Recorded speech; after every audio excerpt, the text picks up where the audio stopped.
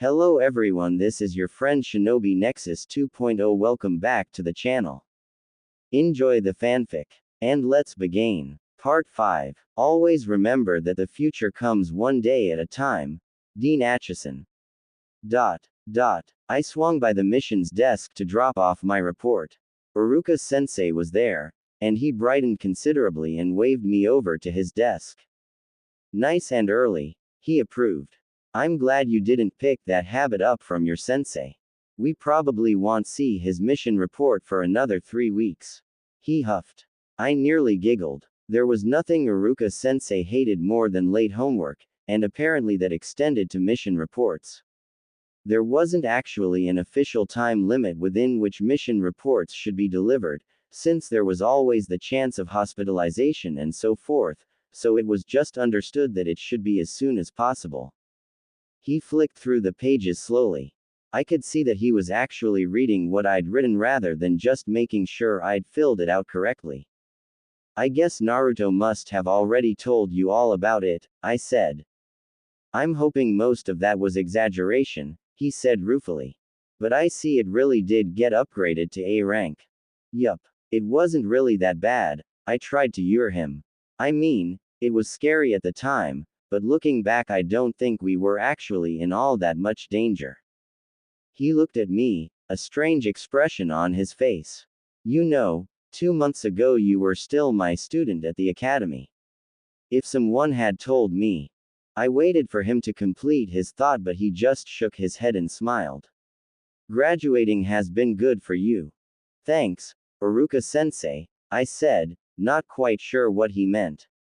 He didn't say anything more, just stamped my mission report with the date and signed it, leaving me to wander away. Ino was at training with Shika and they wouldn't be finished till later in the afternoon. Choji was obviously the same. But I should probably visit Sakura. I knocked on the door to the Haruno household. Sakura answered the door, a half-eaten sandwich held halfway to her mouth. Her hair was tied up for practically the first time I've ever seen, a hasty, almost lopsided bun. She brightened. Shikako, you're back. Come in. I followed her inside. There were books scattered all over the kitchen table. Do you want something to eat? Sorry about the mess, I've got my basic anatomy CL at 2 and I was revising. I declined the offer of food. Basic anatomy? You did apply for medic nin then. I felt a twinge of guilt. I'm sorry. I know I said that I'd help you with that, but. She waved it off. It's okay. I know that you can't control when you get missions. And you really did help, you know. I talked to Uruka-sensei like you said, and pretty much decided that the medic corps sounded best. It was pretty easy from there to get the application forms and stuff, and then I just went to your aunt and introduced myself and asked her to sponsor me. I met her once or twice with you before, I think. I blinked. Wow. That's brave. It was a different kind of bravery to facing missing nins head to head, and probably harder for it. Social bravery. Introducing myself to strangers and asking for favors was the kind of thing that had me breaking out into cold sweat. And she did. Sakura nodded. Yeah. She looked through my academy files and made me do some chakra control techniques to prove I had good control, but she signed it off and the next day I was enrolled in the program. She beamed. I wanted to go for field medic, but you have to complete the basic training and then do a 6-month residency before they let you.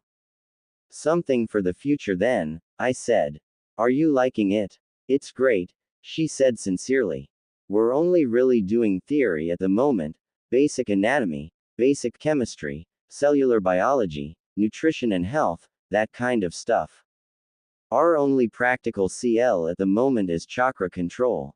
We haven't even started learning medical jutsu or anything. She looked a little disappointed about that. Once we finish basic anatomy, we're supposed to be allowed to start doing dissections, starting with fish and moving on to small birds and mammals. She looked like she didn't know whether to anticipate it or wrinkle her nose. That feeling reminded me of doing a science degree at university and making the important discovery that the inside of chickens smells much, much worse than you could ever imagine. Worse than fish, even. When you start doing practicals, you should take some eucalyptus oil and put a few drops on the collar of your lab coat. That way, when the smell gets to you, you just duck your nose into your shoulder for some relief. You don't want to be known as the girl that had to leave because she couldn't handle it. Sakura looked like she was making a mental note and underlining it. Eucalyptus oil, huh? Or anything that smells strongly. I shrugged. Just a suggestion. No, that sounds good. She grimaced faintly. I'm a lot younger than most of the others, so anything like that helps. There are only 1 or 2 academy graduates. Do you remember Yubirin? Suzu. I clarified. I'm not surprised he's there. His clan is pretty heavily into the medic nin stuff. He was on your team, right? Yeah, that didn't go well. He's still a jerk, most of the time, but it feels great when I show him up. There was a gleam in her eyes that I recognized. I snickered. You do that. You're smart enough to be the top of your CL, if you try hard enough. And you can always pester your tutors for extra reading or exercises to make up for not being able to name every bone in the skeleton by the time you were 3. At the academy, the clan kids were always the best. It's the same at the hospital, isn't it? She looked a little dispirited. I winced. That hadn't been my intention. We have a bit of an advantage, yeah. But it's not as big as you think, and people with advantages tend to slack off a bit, I admitted. Just because he's ahead of you now doesn't mean he'll always be ahead of you. He'd probably make a half-decent medic nin as he is, but you're not shooting for half-decent, are you? I teased. HMPH. She tossed her chin high. I'm going to be the best. You tell him, sister. I chuckled. So, do you have any advice? She asked awkwardly. I mean, I know you do some medical stuff. Medical ninjutsu was so tricky because it required the user to have an in-depth knowledge of the human body. You couldn't just form the hand seals and let the jutsu do the rest. And the human body is a complex machine. There are thousands of different parts and thousands of different ways in which they can be damaged. A lot of study is simply rote memorization of facts, but there were a lot of facts to be memorized. Added to that was the difficulty of forming and holding yin-natured chakra. All in all, it was no wonder there was only 1 in 100 nin ever even tried to study medical ninjutsu. Memorize, memorize, memorize. I shrugged. There's not really much to say. Just don't only study for the tests, you know. That's not why you're learning. Knowing the contractile process of sarcomeres might seem useless, but when you're healing muscle you don't want to align them wrong or your patient might never walk again. Right. She nodded seriously. I wasn't really going to. This stuff really is interesting. More than calculating standard kunai pathways anyway. More useful too, I said wryly. No one thinks about that when they're throwing kunai. She snickered. We talked for a bit longer, but I didn't want to drag her away from her revising. She looked happier and more sure of herself than she had at the academy. Maybe that was what Iruka-sensei had been talking about. I went home, did my chores, checked over the deer and immersed myself in my seal work. It was a frustrating process. I'd mostly finished my comparative analysis of the different styles, and could tell you what seals with certain aspects did at a glance, but I was no closer to actually discovering how to put my own seals together. There just didn't seem to be any kind of underlying process. Must be why people learn seals from masters and not from books, I mused. There was really no one in the clan that did more than copy medical seals. There was the option of asking Kakashi-sensei and hopefully Naruto would still end up meeting Jiraiya. Then I'd just have to come up with a way to ask him. At 3, I put away my books and wandered around to Team 10's training grounds to find Shikamaru.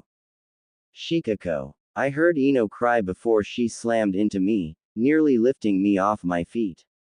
Ino was actually fairly tall, taller than me at any rate. You're back. How was it? Lazy bones over there wouldn't tell us anything. She set me back down. Shikamaru was slouched opposite a shogi board to Asuma-sensei and Choji was sitting nearby eating chips. Team training, huh? I waved at him. Sorry for interrupting your team training, Asuma-sensei, I said, bowing politely to him. I hadn't actually met him, apart from seeing him pick up Team 10 at the academy. He waved it off. We're nearly finished here anyway. It's not like we were particularly busy, he said dryly. I was just going to fetch Shikamaru home for some clan training once you were done with him, I explained.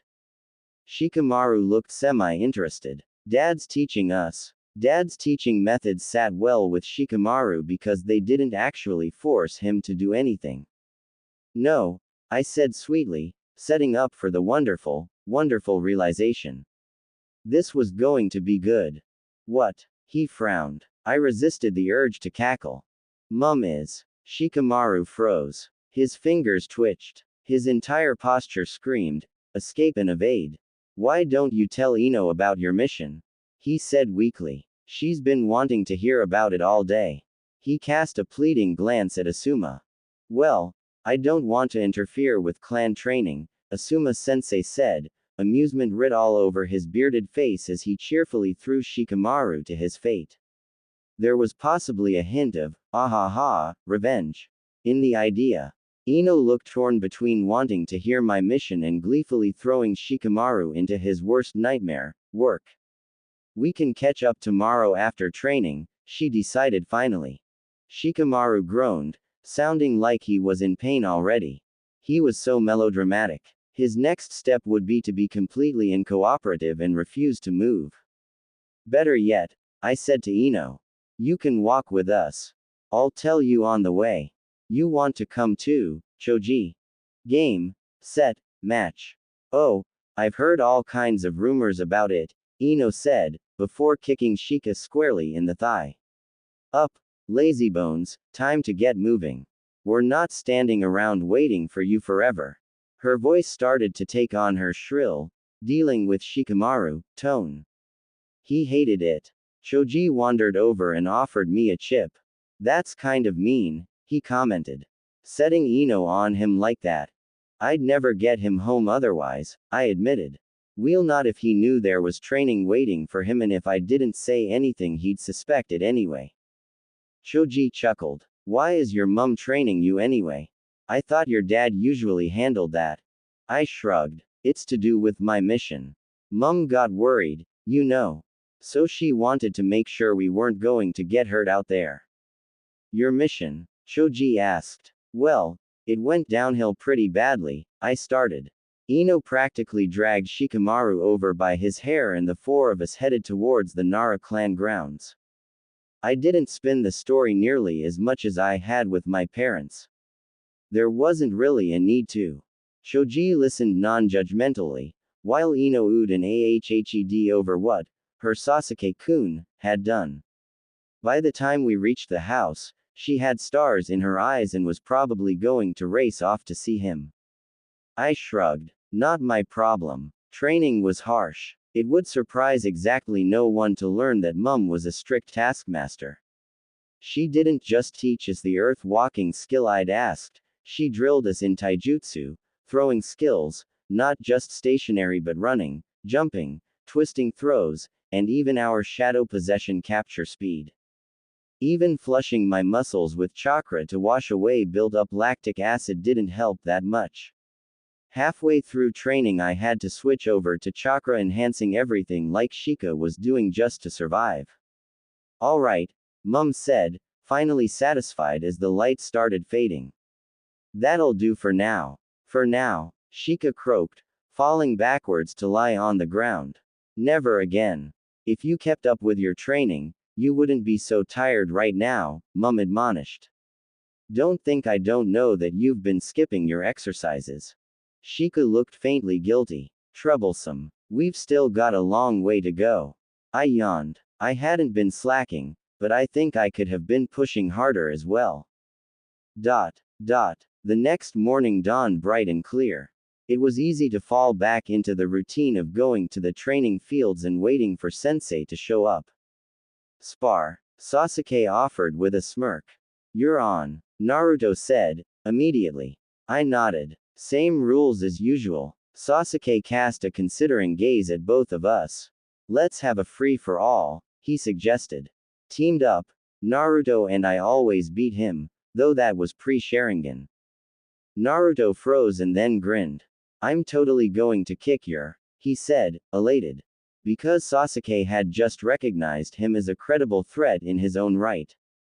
We spread out across the clearing, triangulated to keep an eye on each other. Then, with no signal any observer would notice, the two boys blurred into action. Silly them, focusing on each other like that. That just gave me time to set traps and genjutsu and lure them in. Naruto flooded the area with thick mist, which might have been a good way to stop Sasuke's Sharingan if he'd been able to move in it himself. He spammed shadow clones and lightning release, radiating shockwave all over the place in an attempt to box Sasuke in. Sasuke, in turn, could dodge the loud and noisy clones, but had no luck at all in locating the real one. Every time he took out a clone, that only alerted the rest of them to where he was. I dropped the real Naruto into an genjutsu the second he spread the mist. With no visual cues to alert him, he didn't even notice the change. It was easy, then, to pull him headhunter style into the ground and put a remote-activated knockout tag on his forehead. I needed his clones for now, but when I knocked him out, they'd vanish. The clones knew I was there now, but they had even less luck finding me than they did Sasuke. I could avoid them much easier. Sasuke was pushed back to the trees, and it was easy then to snag him in a shadow possession and smack a knockout tag on him too. A single hand seal and I won. By the time they came around, the mist had long since gone, and I was sitting calmly on a tree branch reading. That was mean, Shikako, Naruto whined. Hey, I pulled you out of the ground, I pointed out. And we were sparring. It's not my fault you guys ignored me. Sasuke, Haned in acknowledgement. I couldn't find the real Naruto, he admitted, starting our post-fight discussion. I'd have probably been better off setting up trip wires or neck traps so they didn't know where I was. Yeah, every time you popped one, I just sent more clones to that place, Naruto said. We got you a few times, too. Yeah, I said, but you couldn't see through your own mist, could you? That was dumb. You need a way to be able to find people in it if you're going to use it at all. Zabuza used sound and I can sense people in it, I trailed off. Can you still feel the chakra you used to make the mist? You could use that to find where people are in the mist. Not really. Naruto scrunched his nose up. I could try though. That'd be cool. It'd be a good idea. Scent is really the only other option. It'd be a good idea if you worked on a way too, Sasuke. Especially if we ever use it on missions. Hearing, he voted immediately. It's more reliable than scent. Scent patterns would change depending on the wind, so wouldn't always be able to point out exactly where a person was. It was better for tracking because it lasted long term, but it took more training to learn, as well. We discussed the fight a bit more, until Sensei showed up. You're late, Naruto hollered. By Kakashi standards, he actually wasn't all that late. Only an hour instead of the usual 2 or 3. I was attacked by a raccoon and had to stop by the hospital to make sure it wasn't rabid, Kakashi-sensei said seriously.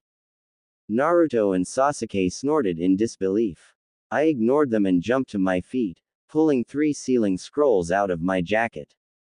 Here, I chirped, handing a scroll to each of them. What is it? Naruto asked eagerly, already unrolling it, while Kakashi-sensei looked at his with widened eye. It's a present, I responded, waiting for them to unseal it. I liked giving presents. I liked seeing people's reactions when they unwrapped them. Kakashi-sensei regarded his like it might be a live explosive note.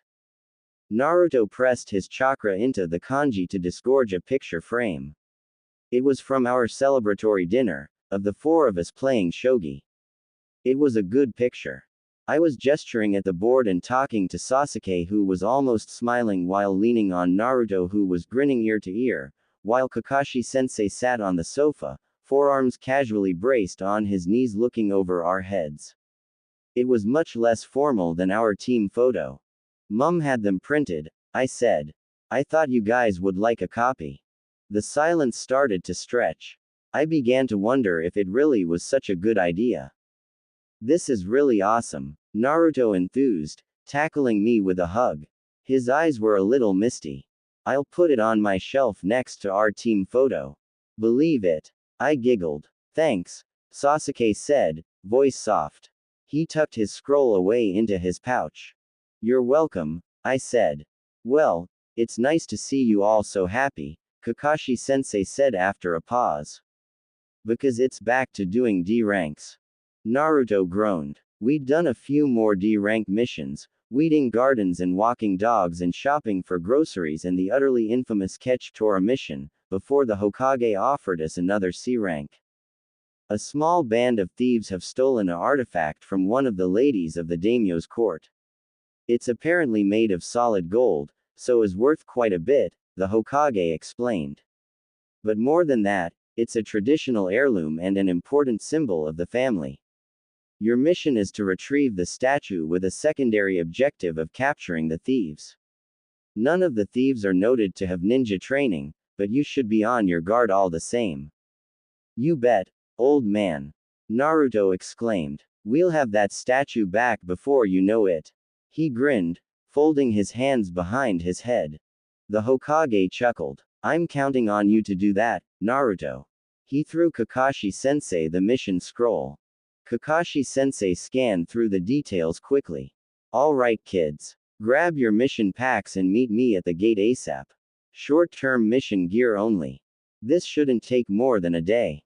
Yes, sensei, we chorused, scattering to retrieve our packs. Mum was a little worried that we were taking another C-rank mission so soon, especially after what happened on the last one, but there was really nothing she could say. She had been a ninja too, and for all her worry, she understood missions. Sensei wasn't even late meeting us at the gate. This is a find and retrieve, or a track and capture mission.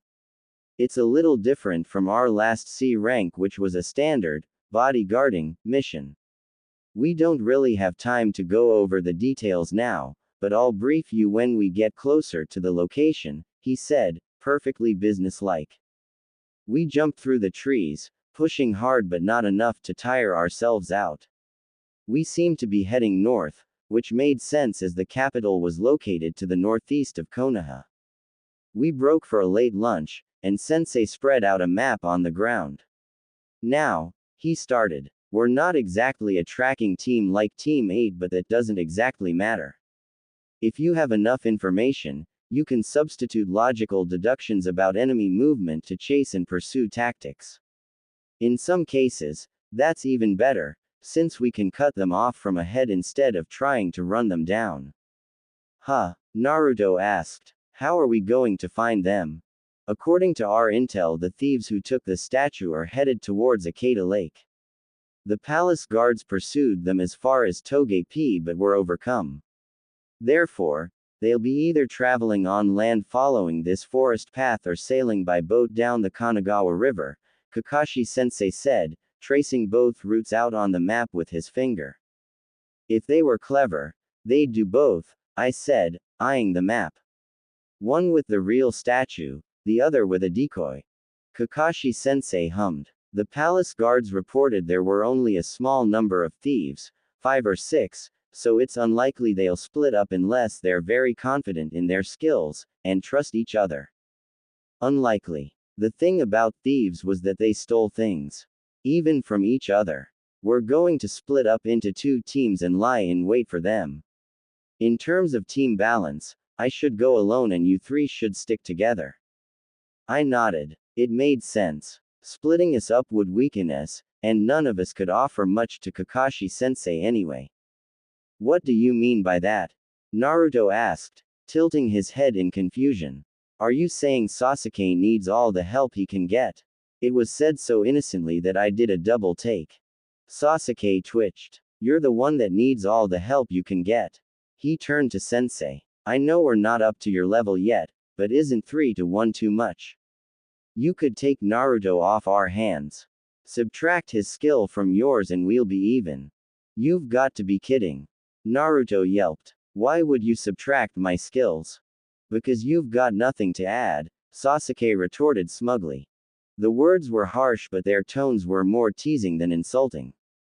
Settle down and pay attention, Kakashi-sensei admonished.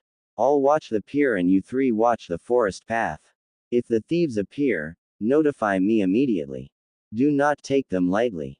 Our mission is to retrieve the golden statue. It was a reminder that we shouldn't just willy-nilly attack the thieves. We had to make sure that we could retrieve the statue or it would all be for naught. Kakashi-sensei withdrew 2 hollow bamboo tubes and handed one to me. I regarded it warily. What was this? We must proceed with utmost caution. If the thieves appear on my side, I'll send up a signal with this. He tapped the hollow bamboo tube. When this lightning barrel is activated, it will release 1 thunderbolt. Once you verify it, rush to that location. A lightning barrel. They were used to send up signals, but they were rarely used because they were bulky and obvious. If you sent it up, everyone would know you were there. Now remember, he stressed. You are not to act alone. We nodded and agreed that we wouldn't. It wasn't like we had any reason to go against Sensei's wishes. Not like the Zabuza situation. We scouted out several kilometers of the forest track and after seeing no sign of the thieves, settled in the branches to wait. It was boring, but at least we were prepared for that. Incoming, I murmured, an indefinite period of time later. The chakra I was sensing was strange. The 2 boys sharpened to attention. Below us, tramping slowly at civilian pace, came 5 men leading a horse. They were all wearing jackets with the same symbol on their backs, like some kind of gang mark. I think it was supposed to be a fish, but that wasn't the first thing that popped to mind. Target. Sasuke signed. Not sure. I signed back. It was possible, but it wasn't certain. This wasn't a busy path, but that didn't mean there wouldn't be other travelers. The guy that was leading the procession was tall, with dark red hair tied back into a ponytail and a pointy goatee. His face was set in a smirk that I disliked on sight, but more than that, his chakra was distorted. Heavy and thick, almost like slime. The horse stumbled on the loose ground. The poor thing, it was probably overworked. They nearly lost it down the bank and into the river when the leader turned around. I couldn't see what hand seals he used, but a rope of chakra, dense enough to be both visible and solid, shot out from his hand and wrapped around the horse, pulling it back to safety. Idiot, he barked. Careful with the treasure. Sorry, Boss Jacko, the underling stuttered. So he was the leader. I signaled the others to retreat back so we could converse where they couldn't hear us. They've got the treasure, Naruto hissed. Let's get it. It could be a decoy, still, I said. They might have called it the treasure because they knew we were here. There's 5 guys down there, Sasuke put in. That's what Sensei said the whole force was. It looks pretty likely that that box is what we're looking for. I nodded. It does. But we're not going to just leap down there, okay? I glanced at Naruto who might have done just that. We need to set up a proper ambush. One of us going for the box while the others take down the thieves and call Kakashi-sensei. If we set off the thunderbolt too soon, they'll know we're here, too late and Sensei won't get here in time. We can take care of it ourselves. Naruto argued. Sensei did say to call him, I reminded him. Specifically ordered it, in fact. Sasuke nodded. 400 meters back. There's a bit where the bank is steep on either side of the path. He scratched an approximate map into the ground. They'll have to keep together to get through there, so. If I wait here, I gestured. I can get them all with my shadow possession. If Naruto sets off the lightning barrel and creates clones to tie the thieves up quickly once I've got them, that leaves you free to grab the horse and check the box to make sure it's our target. It was a pretty simple plan. Naruto looked a little disappointed that it didn't involve more fighting, but reluctantly nodded. And be careful of the guy with the red hair. His chakra is strange, and you saw that technique he used to catch the horse. It looked like some kind of chakra string. Don't worry. None of these guys are even ninja, Naruto said. They aren't a match for us. I wanted to scold him for underestimating them, but didn't bother. He wouldn't listen. Fine, fine. You take the lightning barrel and we'll get into place. Maybe set some traps to stop them moving forward or backwards once they're in the ambush zone. Right, Sasuke said, and we all sprung into action. The P was long enough for 10 men to walk in single file, so the 5 of them should be in the middle of it before we attacked. It wasn't obvious to an untrained eye that it was a blind corridor either. Up until this point the bank to the river had dropped away gently and the forest side had been steep but not impassable. That wasn't the case here. The river bank was a sheer drop and the trees were practically horizontal. We strung wires up across the exit end of the path and reverse spring traps at the entrance. They'd pee over them easily coming in, but if they tried to turn around and leave they'd be in trouble. Okay. Everyone ready? I asked. Sasuke, you mark when. I tended to wait too long and be too cautious while Naruto was the exact opposite. Sasuke was the best of us at split-second decisions like that. We waited, tensed and ready. The thieves came into view. They stumbled and staggered and shouted. They ped underneath us. Now, Sasuke yelled. It all happened at once. I dropped straight down, landing right in the middle of the group, shadow arching out and snaring them. Sasuke sprang for the horse, using a kunai to pin its reins to the ground and stop it moving. He used another kunai to slice the ropes holding the box down and lifted it off. Naruto slammed the lightning barrel into the tree and shot a thunderbolt into the sky.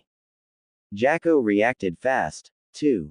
With one hand, he shot a glob of chakra into the air, snaring the lightning bolt out of the sky, even as my shadow latched onto his and froze him in place. I couldn't stop techniques that didn't take hand seals.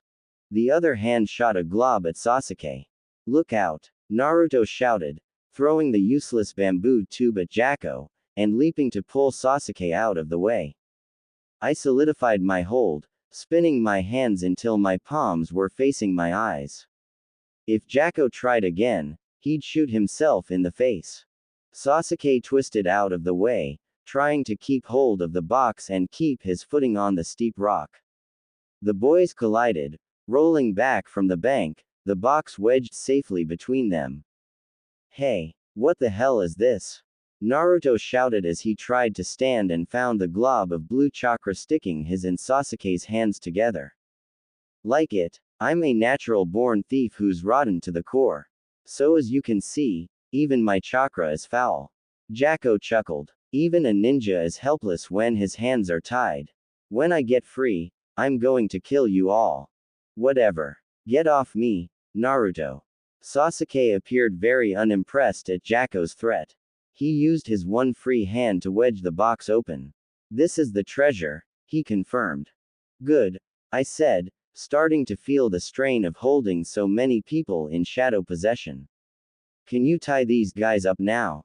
We exchanged looks. Could they? Oh, crap. Shadow clone jutsu. Naruto shouted. Nothing happened. Idiot. You can't form hand seals with only one hand. Sasuke shot him down, then looked at me apprehensively. Shit. What were we going to do? I could try restraining them with the chains they were all carrying, but it would be tricky and not all that stable. I have knockout tags in my pouch, I realized, in relief. Just stick one on each of them. It was a little awkward, but it worked. Once they were out and down, I tied them up securely with ninja wire, taking extra care with Jacko, so that he couldn't use his weird chakra again. Then I tied a flash bang tag around a kunai and threw it high in the air. It might not have been the pre-arranged signal, but hopefully Sensei would investigate. Let me see your hands, I said, hoping it wasn't anything serious. I tentatively touched the solid, almost gooey ball of chakra. It was opaque and I couldn't even see their hands inside it. I probed it with my chakra. It's strongly bonded together like earth chakra but almost liquid like water chakra. The bonds are already starting to decay. Can you fix it? Naruto asked hopefully. I studied it a bit longer. I think that it'll crumble apart on its own. Maybe 2 or 3 days. Like I can put up with him for that long. Naruto snapped, though a bit of tension leaked out of his shoulders. That's my line, Sasuke retorted. So what's this mysterious treasure that we were sent to retrieve? I asked, trying to distract them from arguing. Sasuke grimaced and opened the box again. It was a teddy bear eating a fish. Right. I can't believe they stole something stupid like that, Naruto lamented. You know, kids, a voice said from behind us. When I said, don't act on your own, funnily enough, I meant, don't act on your own, as in, call me before you do anything. We turned. Kakashi Sensei was giving us a, not impressed, stare. We tried to signal you. Naruto objected. But they stopped the stupid tube thing from working. He huffed and tried to wave his arms, only to fail as Sasuke didn't budge. So it's not our fault. We achieved both mission objectives, Sasuke added, scowling. Kakashi Sensei sighed. So you did. Good job. Alright, I'll set a maker here so the local patrols can come and collect them. We'll take the statue back to Konoha with us, and what is up with your hands? 4 days later we were on our way back from another D-rank mission when I noticed one of the messenger birds circling overhead. The type and flight pattern was coded for a Junin response, so I wasn't surprised when Kakashi Sensei spoke up. Well, how about we break here for the day?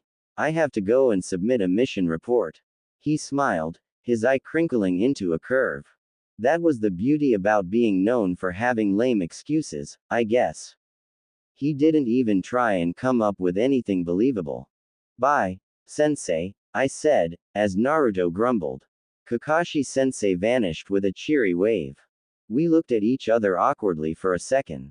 Want to do some training? I asked. During the time they'd been stuck together, Kakashi Sensei had decided it was a great chance to do teamwork drills. Today, as celebration for finally being free, they'd spent the morning beating the crap out of each other. I'd stayed out of it. We were set to head back towards the training fields when Naruto twitched. Is that supposed to be a rock? He asked disbelievingly. I glanced over my shoulder. In such a public setting, I didn't automatically catalog every chakra signature around us. My lips twitched. It was a very square rock. Friends of yours. HMPH. Naruto marched forward, taking exaggerated steps. The box followed. I looked at Sasuke. He rolled his eyes, but there was amusement in his face. What an idiot. A square rock with 2 eye holes like that doesn't exist. Naruto finally shouted, turning around and facing it. It's so obvious. I should have expected that from my rival. The box announced before exploding in a cloud of smoke and flying debris. A big cloud of smoke. Hey, you used too much gunpowder. As the smoke cleared, it revealed the hunched-over forms of 3 coughing children. They were about 8 years old and looked a little familiar. We are, they shouted. Moegi, Udon, Konohamaru, and together the 3 of us make the Konohamaru Corps. Just as I thought, it was the 3 of you, Naruto said, completely unimpressed. Why do the 3 of you have goggles on? We copied the old you, Konohamaru explained laughing. Oh, you've been treating us so cold lately, Konohamaru complained. Well, what do you want? Naruto asked, hands behind his head. You said you'd play ninja with us. The 3 chorused with various degrees of hurt. Sasuke rolled his eyes. Ninja playing ninja, he scoffed. I'm going to the training fields. Meet me there if you're coming. He walked on. I was torn between following him and seeing what Naruto was up to. Really? Well, Naruto stalled. I have training to do. I don't really have time to play ninja anymore, right, Shikako? I blinked at suddenly being drawn into the conversation. Who's this? Konohamaru asked, as the three of them eyed me distrustfully. Your girlfriend. Naruto's face was a study in panic. No, I'm his teammate, I corrected easily. Oh, okay. Hey, are you going to play ninja with us too? He perked right back up. You can, if you're boss's friend. I was about to decline when an idea of utter mischievousness sparked a light. Play ninja. Huh, I smirked. I think I've got just the idea. Oh, it was a delightfully wicked idea. I felt giddy just thinking about it. Here's what we're going to do. The training fields were quiet when we got there. Sasuke was practicing his kata, alone in the middle of the clearing. See your target? I asked the three. They nodded. Sasuke is going to kill us, Naruto said, awe in his voice. Shush you. Remember the plan. They nodded again. Okay, Konohamaru. On your mark. I crept away, getting myself into position. Hey, even games of ninja had tactics. Now, Konohamaru leapt out of the bushes, deploying another colorful smoke bomb. Sasuke blinked in bafflement as he was pelted with paper shuriken. He dodged automatically, hands going for his kunai before pausing as he registered what was going on. In Sasuke's ninja manual, there really wasn't a standard response when dealing with kids attacking you with fake weaponry. I leapt and landed lightly behind him, arms going around him like a very poor version of a bear hug. In fact, it was more of a, hug. Got you, I sing-songed. The kids cheered. What the? Sasuke stared, looking at me over his shoulder with wide eyes. Play along, I whispered in his ear as the kids dragged Naruto out of the bushes. He looked even more stunned than Sasuke. I gasped and stepped backwards. Oh no, he got loose. Run. The kids shrieked. Moegi grabbed Naruto's hand. Oh, no, boss. We've gotta run. She dragged him along. I winked at Sasuke as I slid around him. Faster. Faster. I urged. He's gaining on us. They shrieked louder. I glanced over my shoulder and grinned so hard my face hurt. Sasuke was chasing us. And he was chasing us at the same speed we were running, not the speed of a serious ninja trying to catch someone. We carried her down the streets back into town, the kids laughing and shrieking the whole way. And by kids I included Naruto. It probably wasn't the wisest of destinations. Of course we were going to hit someone. It was just unlucky that that someone was a foreign ninja. I skidded to a stop as Konohamaru crashed straight into a black-suited ninja with a painted face. Kankuro. Yes, there was a blonde girl next to him carrying a giant fan. They were both wearing sand forehead protectors. I expanded my chakra sense and shivered. There was Gaara, in the trees. And there were 3 more, over there. Genin level 2. That hurt, brat, Kankuro objected, grabbing Konohamaru by his scarf and lifting. Stop it, we're going to get scolded later, Tamari said, casting a nervous look around. She looked mostly bored, but very wired. Like she'd had too much caffeine. Or like she was terrified. In that vein, Kankuro's aggressiveness reeked of fear. It reminded me, however young they were, however much they'd become our allies later, right now they were enemy shinobi whose mission was to kill us all. Hey, let him go, Naruto shouted. I winced. Of course Naruto's first action was to pick a fight. I hate impertinent brats like that, Kankuro said in disgust. It just makes me want to break them. I intervened. Shinobi-san, you are from the village hidden in the sand, correct? What is your reason for being in Konoha? It was an oddity that I had found amongst the ninja of different villages. We tended to address our home villages in a different manner than foreign ninja did. So to me, the village hidden in the sand was that, while they spoke of it as Suna. The same went for Konoha. It was Tamari that answered. We're here for the Chunin exams, she said, showing her P-port as she was required to do. I might have been only a genin, but in matters of village security, I still had the right to ask to see them. I nodded, not surprised. I hadn't expected the Chunin exams to be so soon, but that was the only reason they would be here now. I see, I said.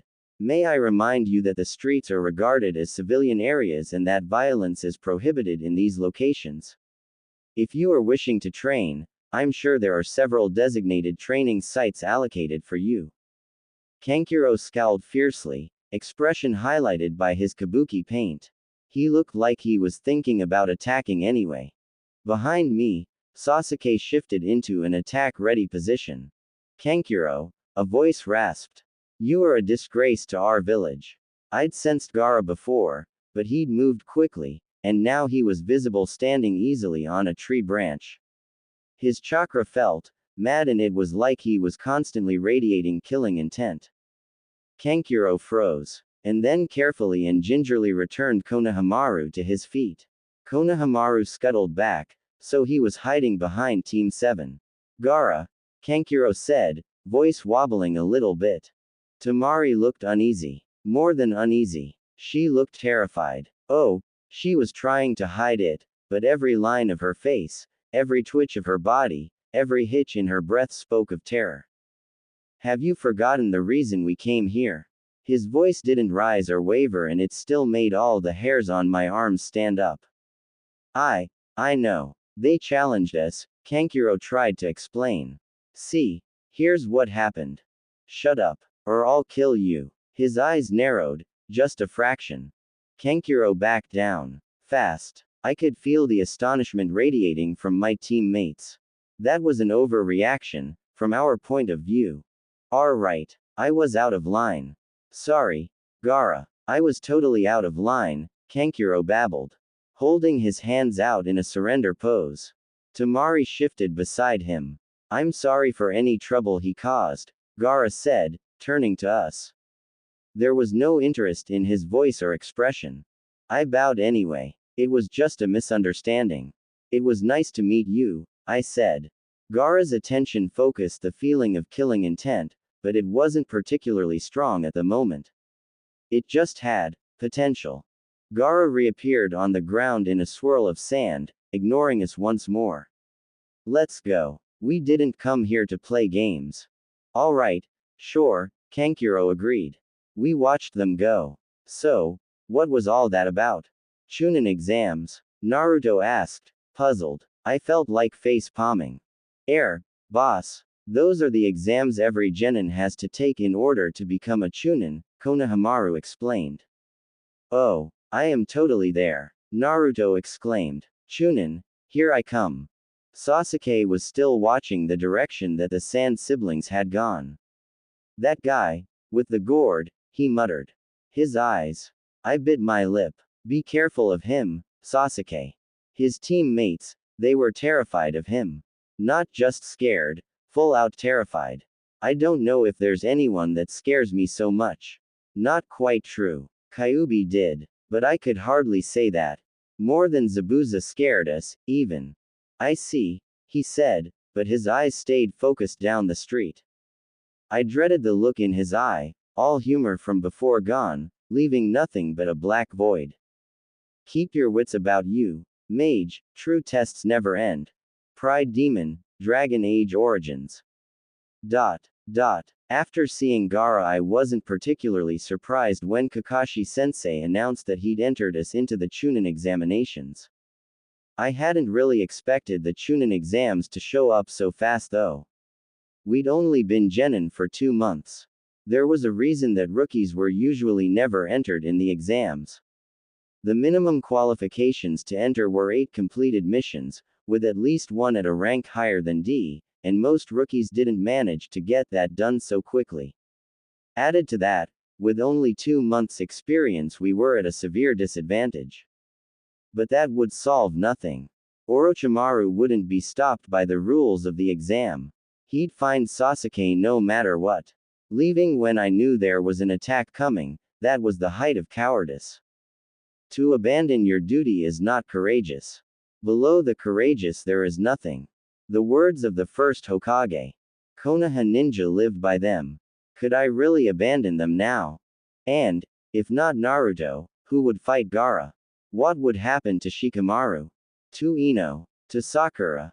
Like with Zabuza, there was no avoiding this situation. Unlike with Zabuza, Sensei wouldn't be there to save us. I thought there would be more time. Unlike my apprehension, my teammates were much more excited. This is all voluntary. If you don't feel ready, you can wait till next year, Kakashi Sensei explained.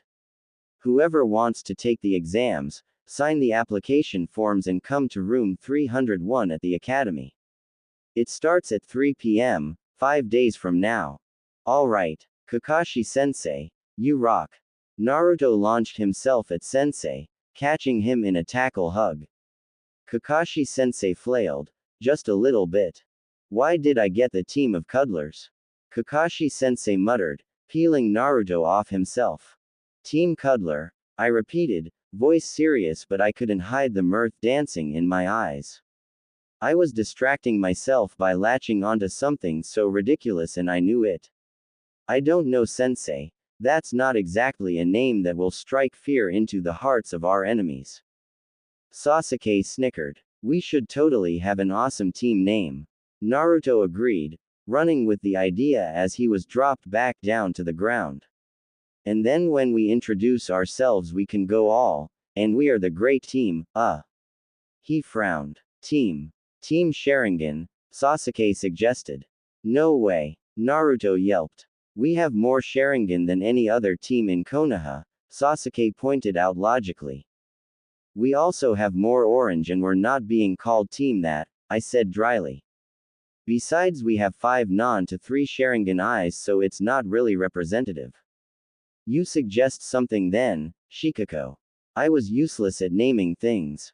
Team Triple S. They looked confused. I pointed at each of us in turn.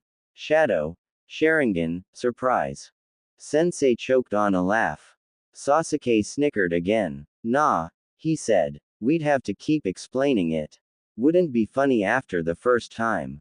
Naruto harumphed. Sounds like a bingo book rank, he muttered. Which was kinda the point. Only bingo book ranks didn't go past SS and even those were rare as hen's teeth.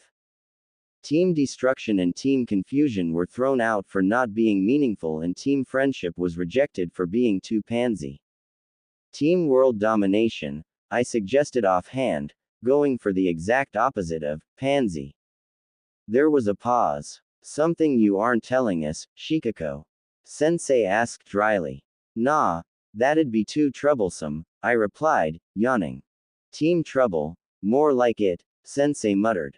Naruto laughed. Anyway, Kakashi Sensei cut in before we could start bouncing more ideas off each other. These are the application forms.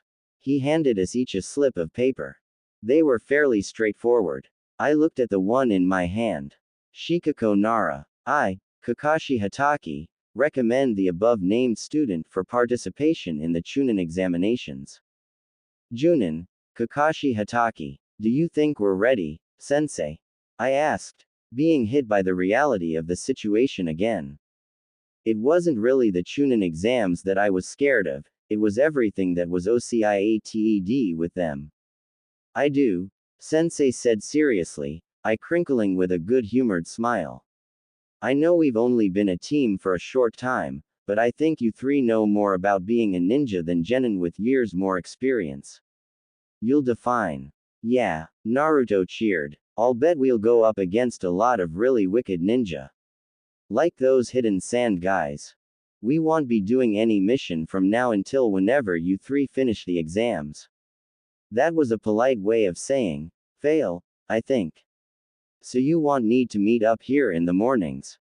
I bit my lip. Will you still train us, Sensei? I asked hurriedly. I mean, if we have 5 days we can still improve, right?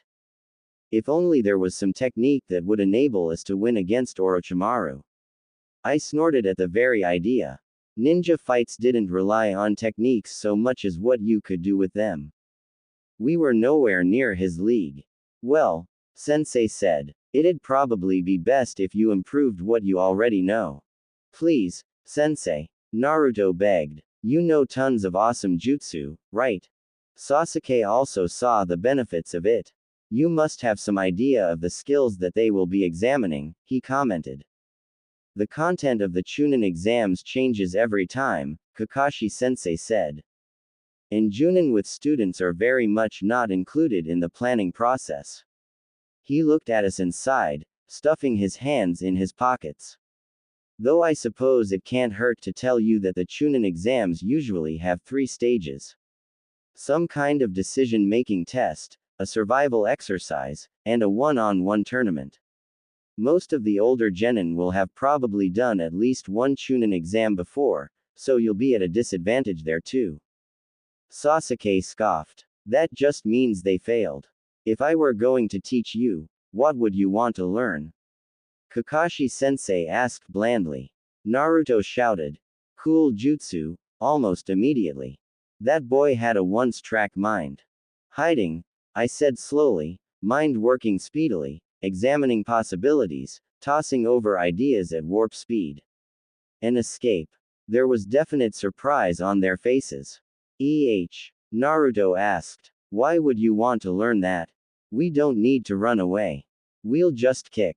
I shook my head. We don't know the kind of opponents we're going to be facing, or how strong they are or anything. We already have some good attack and defense skills, but if we get totally outclassed then, I shrugged. There wasn't much likelihood that we'd be able to pick up enough to evade Orochi freaking Maru, but maybe. If we could get to the tower fast, that the second test was what I remembered, would Orochimaru have a chance to attack? There would be Junin at the tower, probably, and surely he'd have better things to do than hang around Konoha looking for Sasuke. Okay, that was a bit weak. But what else could we do? I'd had half a thought to come up with a way to remove the curse seal or transfer it or stop it from being placed, but my studies in the sealing arts had ground to a halt long before they reached a place where that idea was plausible. There were a few containment seals, but they were incredibly complex, and without knowing more about the curse seal I wasn't even sure that they would work, if I could manage to draw them up correctly. We couldn't outfight him. We couldn't outrun him. We couldn't call for backup. Unless we managed to uncover something before the exam, we couldn't alert anyone. We were trapped. Kakashi-sensei tapped his chin. Well, I suppose that is a reasonable request. Kakashi-sensei started us with a really thorough rundown of escape and evasion tactics. I was a little surprised, though I don't know why. Sensei is good at not being found, and he also has a pack of tracking dogs, and tracking is the opposite partner of evasion. It wasn't jutsu, but it was useful skills all the same. How to move through the trees without disturbing them, erasing our tracks behind us, avoiding attracting attention, using chakra to walk over GR without bending it, which I had never even considered before, navigation at speed, hiding our chakra, there was a lot to consider. We'd done some stealth work at the academy, but not much. And certainly not so thoroughly. Alright, I think that's enough for the day, Kakashi-sensei said, clapping his hands together as we dropped out of the branches, panting. I guess we better meet tomorrow if you want to keep working on it. He trailed off like he would very much like us to change our minds. All 3 of us nodded.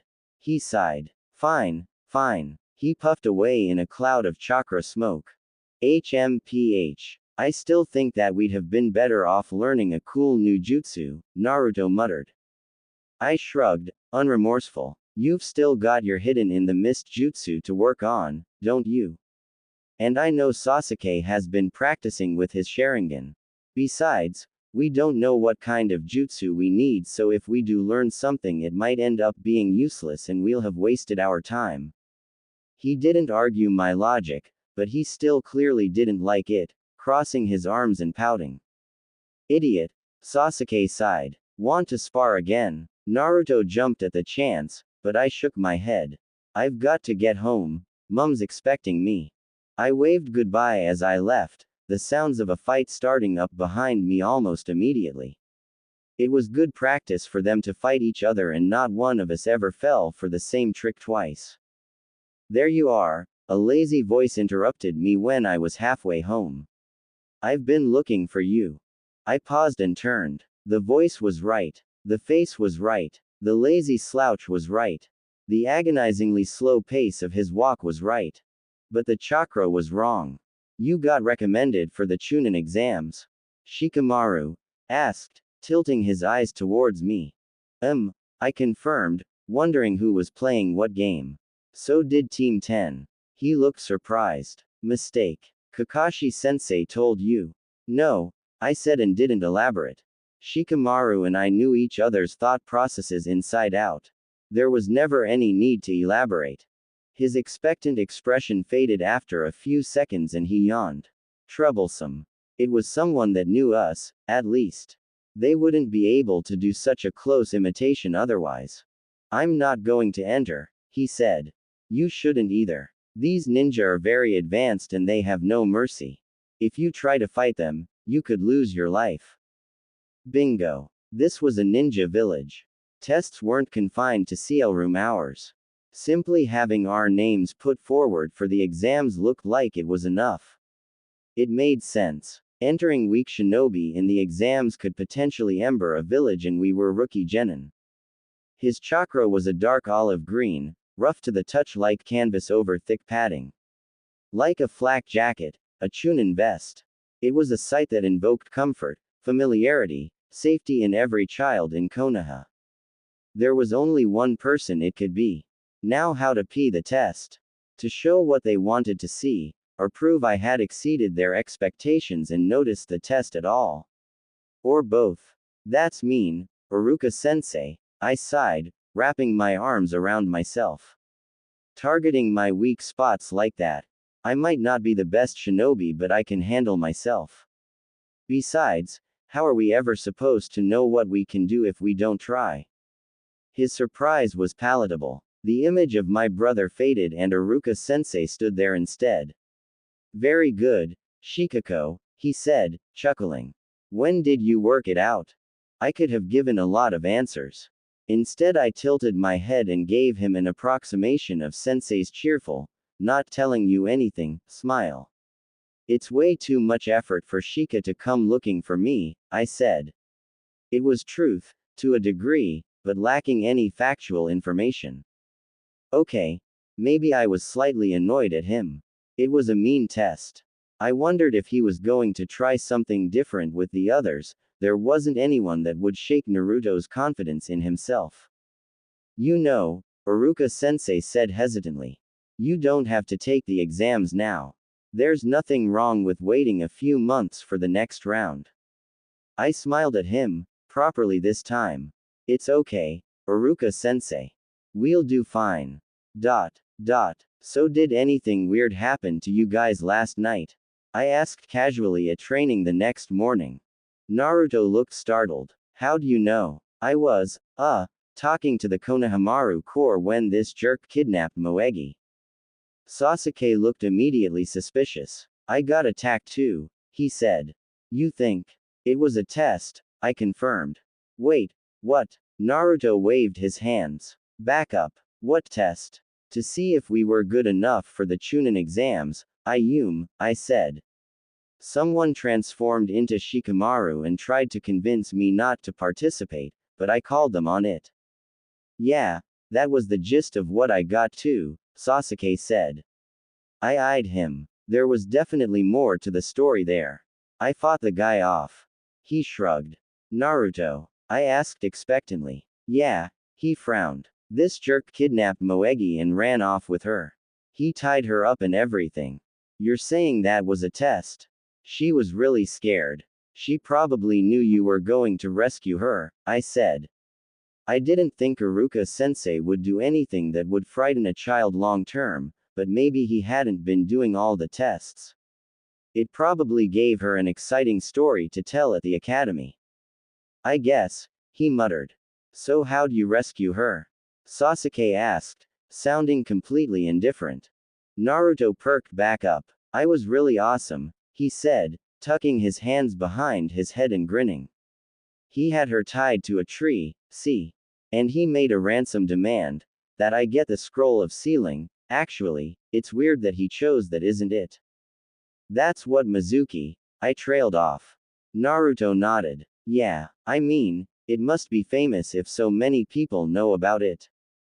Or it was someone that knew you knew what it was, I finished. Sasuke looked from one of us to the other.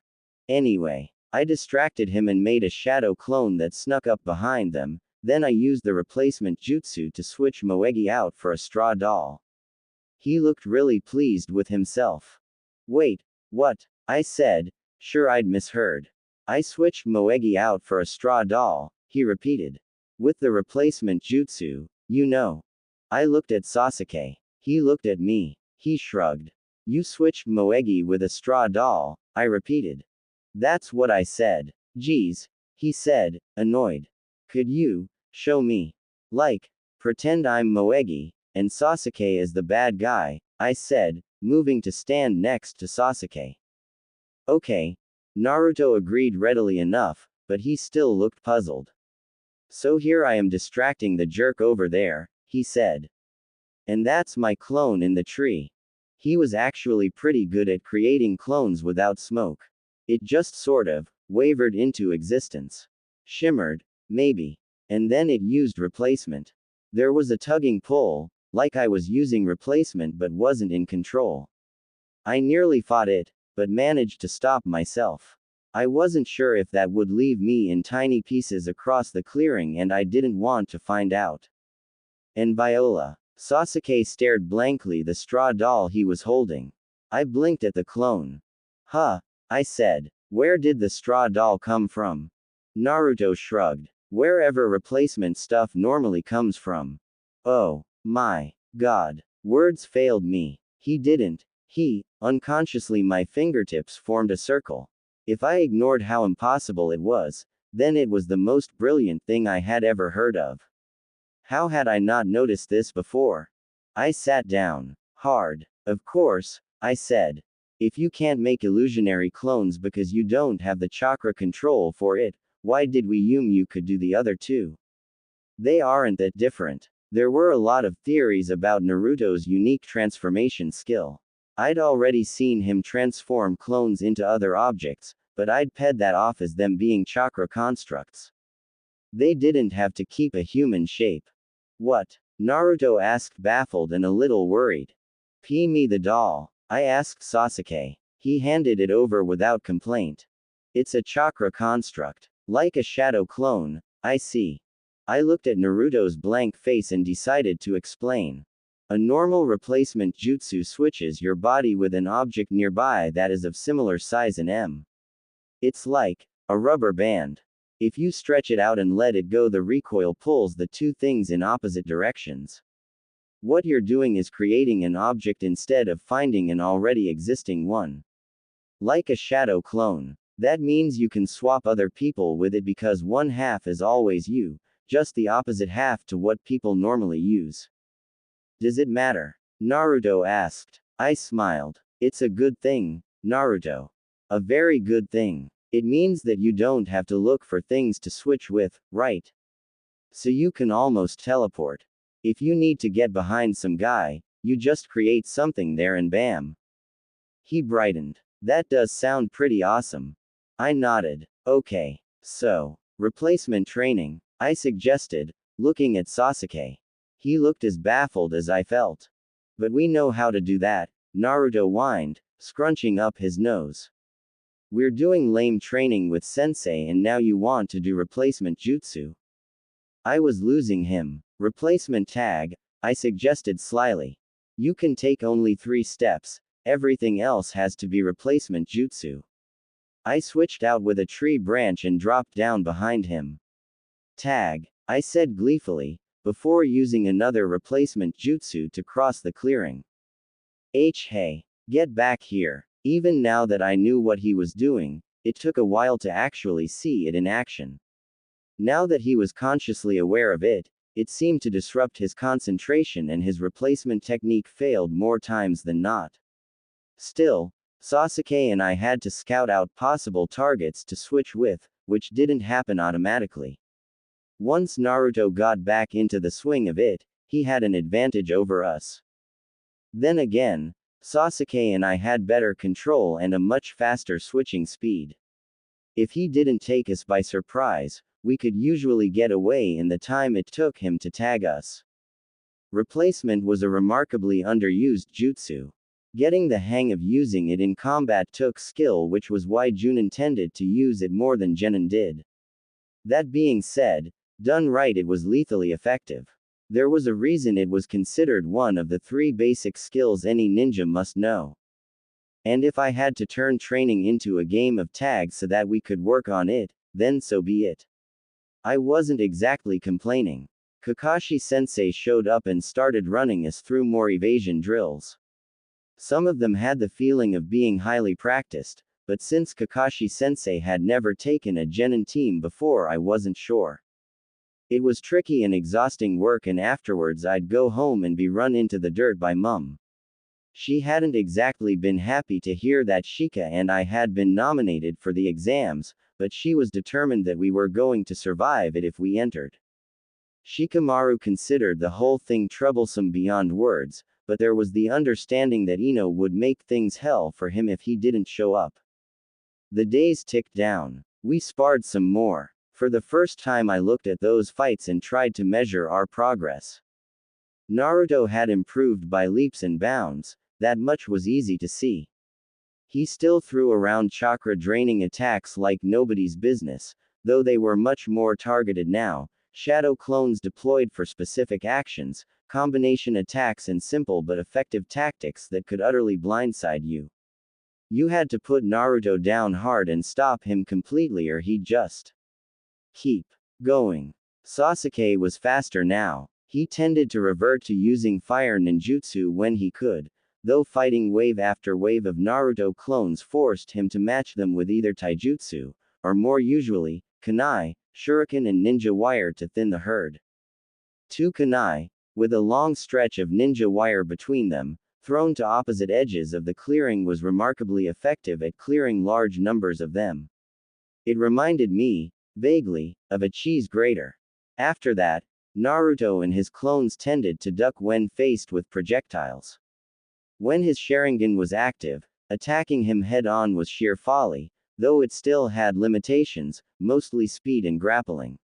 Eyesight doesn't play a huge role when someone is about 3 inches away from you.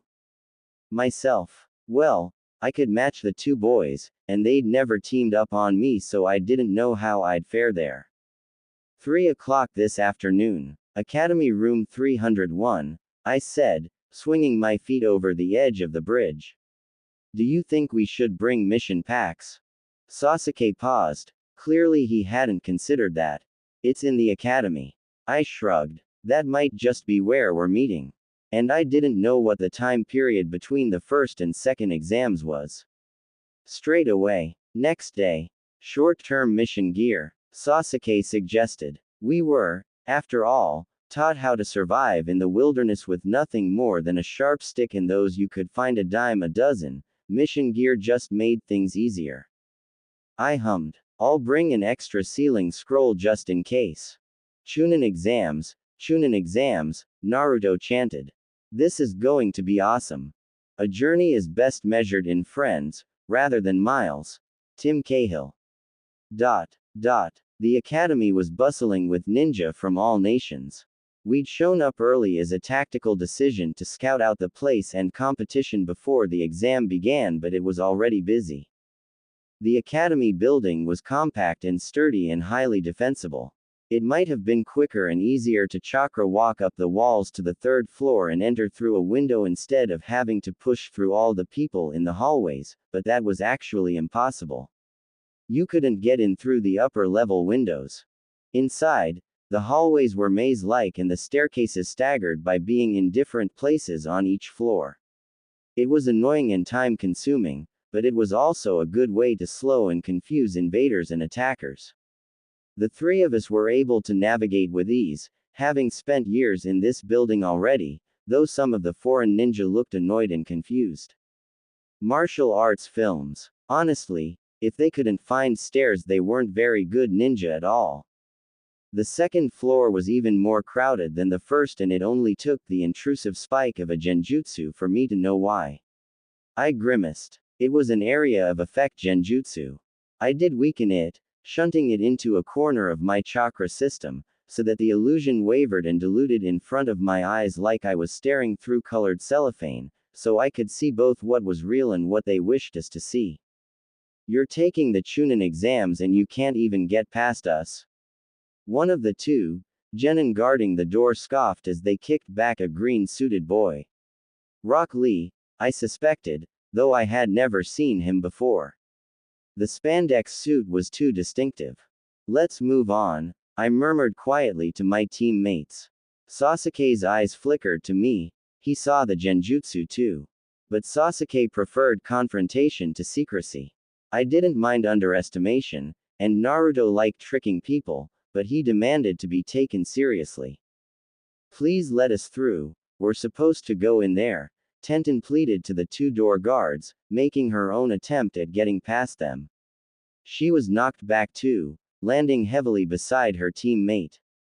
It was a decent tactic, making people think you're weak, but not worth taking injuries before an unknown exam. Well, unknown to them. Ah, that's harsh, someone in the crowd muttered in protest. Idly, I wondered how many of the watching genin believed the scene playing out in front of them, and how many were playing their own underestimation game. Did you say harsh? One of the two door guards scoffed. Don't kid yourselves, the other picked up. We're being nice by comparison. The exams will make this look like a picnic. Quote, some of you will die in the exams, others will be wrecked for life. Some of you may go crazy. For Chunin it's always life and death, the first said, puffing up and staring at the crowd. You think it's a joke? The second one continued. Chunin are qualified to lead missions. The lives of your squad members are in your hands. So you better be tough enough to take the heat. Quote, giveaway. Giant giveaway. They were way too proud of what being Chunin meant to be anything but. There was no way that these two were actually genin. Real nice speech, Sasuke interrupted cuttingly. Now both of you step aside and let me through. And while you're at it, release the genjutsu, we can see through your illusion anyway. We're going to the third floor. Well, aren't you the smart ones? One of the door guards said. Big deal. So you noticed an illusion. Let's see you deal with this. He lashed out towards us, one leg arching in a wide swing. Sasuke responded smoothly, shifting his weight backwards and kicking out to precisely block and deflect the incoming attack. Then, suddenly, Lee was between them.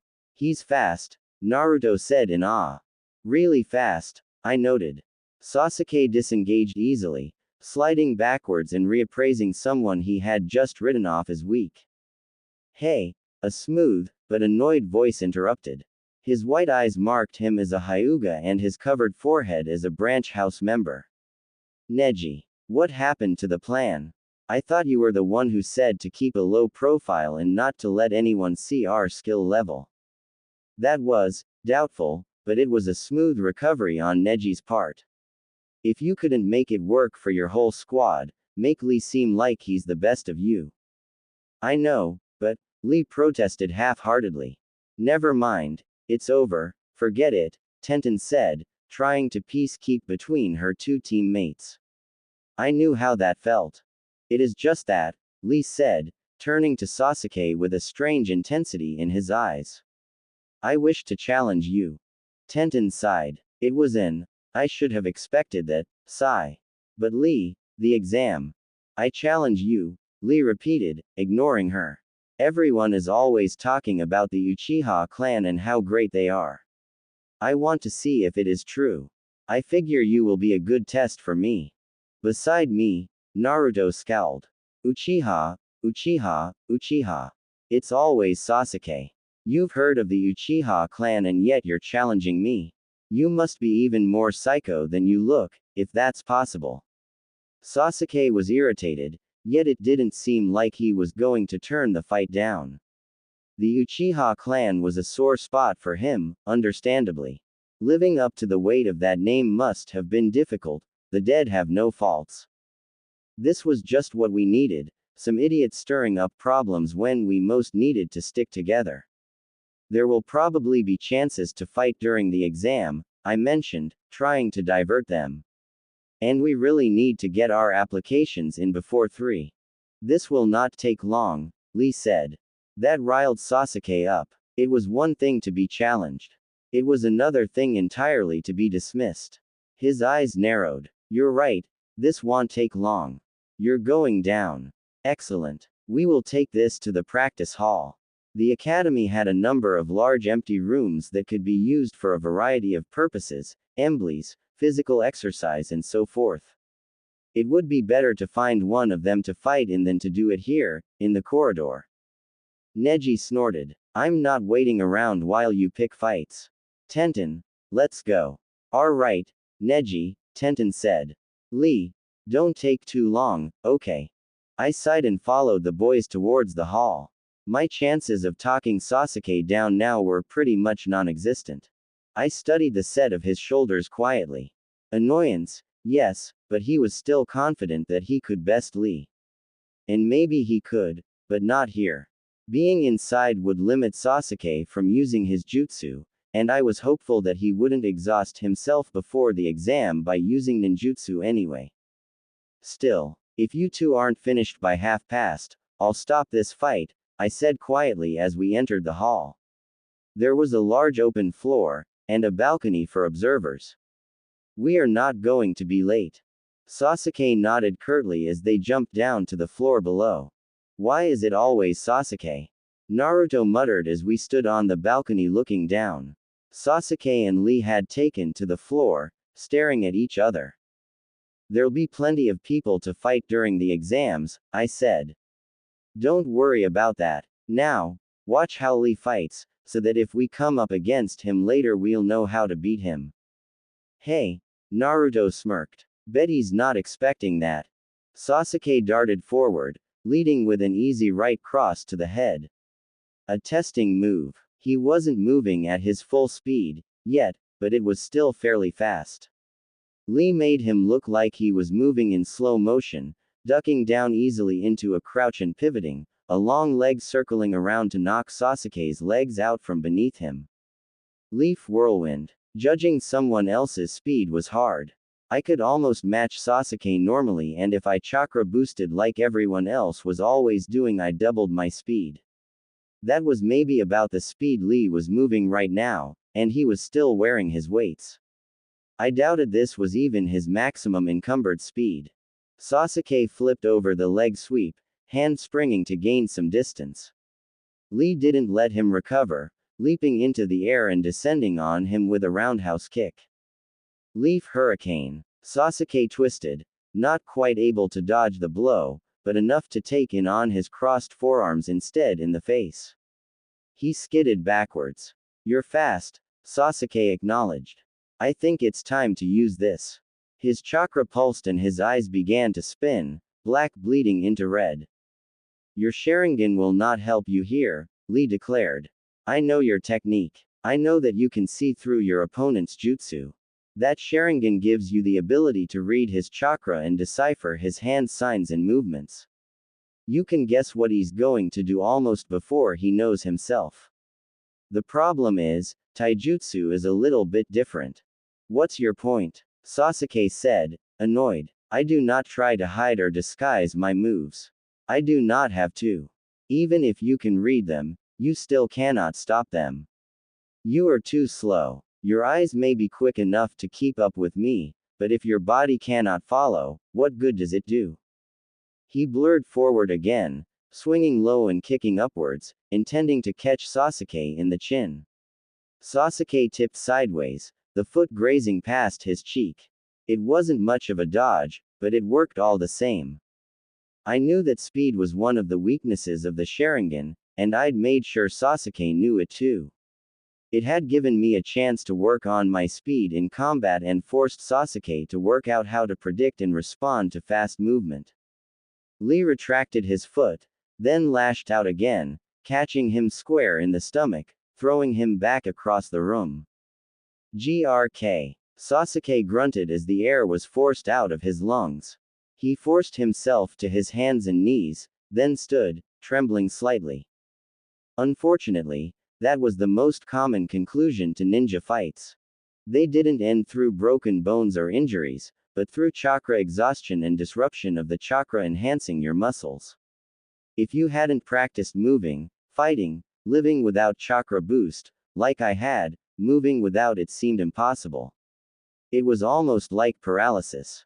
That was why, after a strong hit, most ninja staggered and stumbled on their feet as their chakra system resorted itself.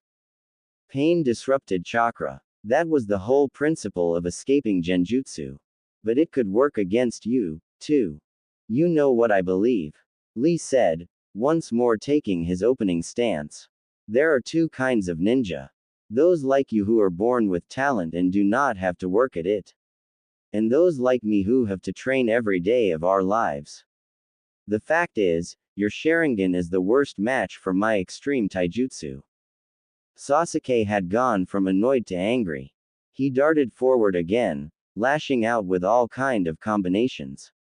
Lee blocked everyone and retaliated with moves that Sasuke could only move with or lessen but never avoid completely. It was interesting though, that Sasuke was sticking completely to taijutsu too. It wasn't a good idea to use ninjutsu inside, but he hadn't brought out any kunai, or shuriken, or used ninja wire to trip or slow his opponent. He was playing Lee's game. A strike caught Sasuke in the stomach, throwing him up into the air. Here's what I mean, Lee said, jumping up after him in the pattern of shadow of the dancing leaf. Now I will prove my point. That hard work beats out natural talent. The bandages on his hands started unwrapping, coiling and snapping in an invisible breeze. I didn't see how he could do that without chakra. And then they were slammed into the wall, pinned by an incongruous and fragile-looking paper pinwheel. I blinked, startled. All right, that's enough, the deep booming voice of a tortoise admonished. It was a summon. I could see the Konoha headband that it wore around its neck. What the hell? Naruto yelped. It's a turtle. Lee, momentum halted by his trapped bandages, was pulled out of his technique, landing in a crouch on the ground. Sasuke twisted agilely, landing like a cat. The deep set of his mouth betrayed his aggravation. That last technique is forbidden. You know that. The tortoise growled. I am sorry. I did not mean to. I was not planning to use a forbidden jutsu. I mean, I was just in the middle of a fight, you understand. Lee flailed about trying to explain himself. I ignored him, mostly, jumping down to land lightly beside Sasuke. All right, I asked, essing him. It didn't look like anything more than his pride was hurt. He grunted. Naruto landed ungracefully beside us, apparently deciding he didn't want to stay up on the balcony alone. Lee's telling off continued behind us. You're a disgrace. You think you'll get away with a bunch of lame excuses like that? A shinobi never reveals his techniques unless it's absolutely necessary. It's such a basic rule, you should know it by now. You saw his hands, didn't you? When he took off the tape. I bet old Bushy Brow has been training until he drops. Day in and day out, Naruto muttered, voice hushed. I hummed. His taijutsu is very good. But that just means we should avoid matching him in a taijutsu fight. Sasuke smirked at the idea. I was relieved to see the anger drain out of his body. He nodded. This exam will be interesting. There was an explosion of chakra smoke, revealing a man standing on the back of the tortoise. Meta guy. Konoha had such an eye-catching history of dead lasts, that most people probably assumed that guy was one of them. Rock Lee's enthusiastic mimicking of his sensei didn't help matters, particularly among our generation. The truth was, Guy was one of the lauded prodigy children. The genius kids. He had graduated the academy at 7, fought in the war, made Chunin at 11 and Junin at 15, only slightly behind Kakashi's own record. That was, I suspect, where the eternal rivalry developed between the two that were so far advanced from the rest of their peers. Out of all the sensei for the Konoha 12, Kurenai was the one that was most ordinary. She had been born to the extended family of a minor ninja clan, become a genin at 9, the graduating age due to the war, and chunin at 13. She had reached junin at 26 after a long hard struggle to be taken seriously as both a kunoichi and a genjutsu user. Regardless, for all his ridiculous posing, Maida Guy deserved to be a junin. Hey, what's shaking? How you doing, everybody? Life treating you good? Hi, Lee. It was just that everyone's first impression was shock. Maybe a little bit of horror. The fact that he was over the top melodramatic, it was sort of something you had to grow used to.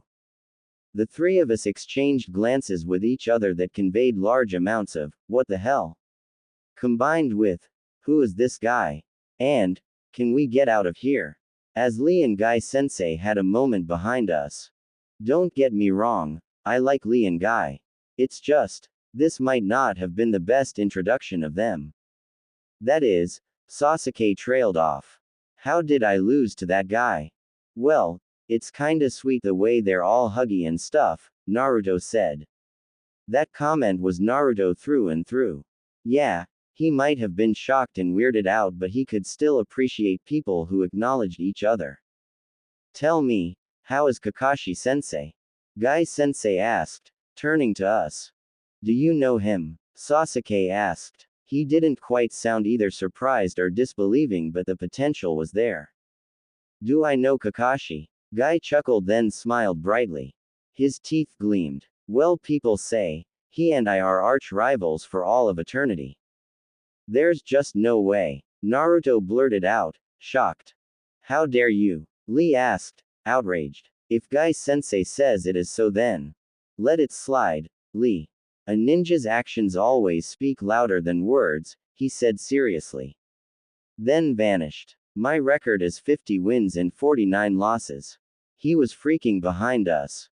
It startled me so badly I nearly lashed out, even though this was not a combat situation. Which is one better than his, by the way? You see, I'm stronger than Kakashi, and faster. You see, Lee said, vindicated. Guy Sensei is the best there is. Ninja battles weren't just fought on strength and speed, though. And a ninja's prowess didn't always come from fair fights. That didn't make either of them better than the other, just better at different things. Now Lee, you should accompany these fine young ninja to the CL room. Remember, give it your best. He gave us all the thumbs up and vanished. We shook ourselves out of our stupor. Right, Sasuke said. We need to get to room 301. We turned to leave, but I hesitated, turning back to Lee. This had bothered me. Oh, Lee, you said there were two kinds of people, genius and those who worked hard, but just because someone has natural talent doesn't mean they don't have to train hard, you know. All shinobi walk the same path to grow stronger. Even if some start out ahead of the others, it doesn't matter because, in the end, we're still all headed for the same place. Sasuke works hard too, you know. I hesitated, unsure if what I'd said made sense, then shrugged. All shinobi are walking the same path to grow stronger? Sasuke asked, brow arched as I caught up to him. I bumped our shoulders together playfully. Don't you know some journeys are better with friends? Naruto clenched his fists. Yeah, you might have started out ahead of me, but I'm catching up. Believe it. I think you already have, I said. We grinned at each other. Or well, Naruto grinned, I smiled and Sasuke smirked. I'm glad you all came, a low, calm voice intruded on the moment. Kakashi Sensei, I chirped and darted forward to hug him. That was a little bolder than I normally was, to be sure, but it was Kakashi Sensei. Safe. Familiar. I'm glad you're here. Yeah, you're the best sensei ever. Naruto echoed. Even if you are late all the time and read those weird books. I think all three of us shared a joint vision of what could have been. Green spandex. Youth and vigor. We shuddered. Kakashi Sensei eyed us warily but didn't ask. He probably knew exactly who we'd run into. Reet. Now, you can formally register for the Chunin exams. Only groups of 3 are allowed to apply for and take the exam, so it's good you all came together. That hadn't been what he'd told us when handing out the applications, exactly, but I'd known it anyway. There was a faint twitch of surprise from the boys though, so maybe that was one of those, unspoken rule, things that they'd missed out on. I'm proud of you. He smiled. Couldn't ask for a better team. Good luck. We won't let you down, Sensei, Naruto said, beaming at him like a sunrise in the morning. A few words of praise and his confidence was unshakable. I nodded firmly and we opened the doors and stepped inside. Confront them with annihilation, and they will then survive.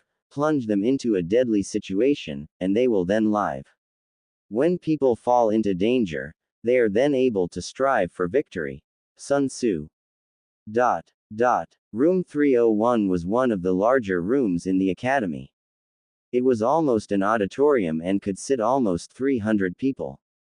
It looked like it was almost full to capacity, too. I cast an essing glance around. There were Konoha headbands, unsurprisingly, which made up the majority of the candidates. There were Sand Ninja, some from Rain, some from GR and a few from Waterfall. And of course, Sound. Some of the teams stood out. There was obviously Gaara's team, who though sitting quietly, had a large clear space around them. There was a team from Rain carrying heavy combat umbrellas. There was a Konoha team whose mean age seemed to be over 30, they probably had experience but were either lacking in techniques or had come off long-term injuries. It'd be a mixed bag whether they'd be difficult opponents or not. Of course, most of them would drop out during the first exam, so it wasn't really worth making a detailed list. And there was of course, the rookies. Sasuke, where've you been? Ino greeted, practically jumping on him. Sasuke gave her his annoyed face. I noticed, though, that he didn't throw her off.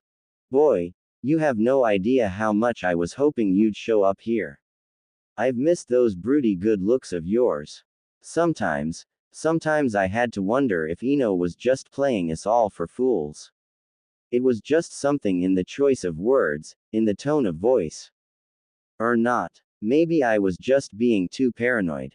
Took you guys long enough, Shikamaru drawled, off to the side. I thought you were going to be late. Of all the habits I could pick up from Sensei, that's the one I want the least, I said, snorting. We got waylaid on the way in. The genjutsu? Shika asked with a modicum of surprise. There was no way I should have fallen for that. Nah, I replied. One of the other teams. Year above us. Rock Lee, Neji Hyuga and Tenten.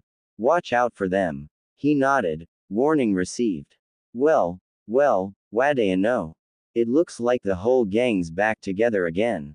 Kiba's grinning face was feral under the fur lining of his jacket hood. Akamaru barked happily, perched atop his head. You guys too huh? Man, everyone's here for this stupid thing, Shikamaru complained. Yup, here we all are. The 9 rookies, Kiba laughed. That is how stupid names stick. Someone says something like that and years later you still get called the Rookie 9. This is going to be fun. At least, for those of us good enough to make the cut. Right, Sasuke. His tone was teasing but not really challenging. He and Sasuke actually got on surprisingly well. Kiba, careful you don't get overconfident. Sasuke smirked. Just you wait, Kiba boasted. We're going to blow you guys away. We've been training like crazy. What do you think we've been doing? Naruto retorted, pointing at him. Sitting around picking daisies. You don't know what training means. Don't mind Kiba, Hinata tried to say, poking her fingers together. Poor Hinata. She disliked conflict even more than I did. Added to the fact that she lost what remained of her confidence around Naruto, I'm sure he didn't really mean anything by it. Don't worry about it, Hinata, I smiled at her. We're all going to do our best. Damn right we are, Ino said enthusiastically. She still hadn't let go of Sasuke. I didn't come here to let some little test beat me. Sheesh. You guys sound confident, a voice interrupted us. One of the genin had left the crowd and come over to talk to us. He was average looking. Silver hair wasn't that unusual in Konoha, with glees in a purple uniform. Something about him niggled the back of my mind. I didn't recognize him and he wasn't distinctive enough to ring any bells. I mean, no offense, but you're the 9 rookies, right? Fresh out of the academy. I wouldn't go making a spectacle of yourselves.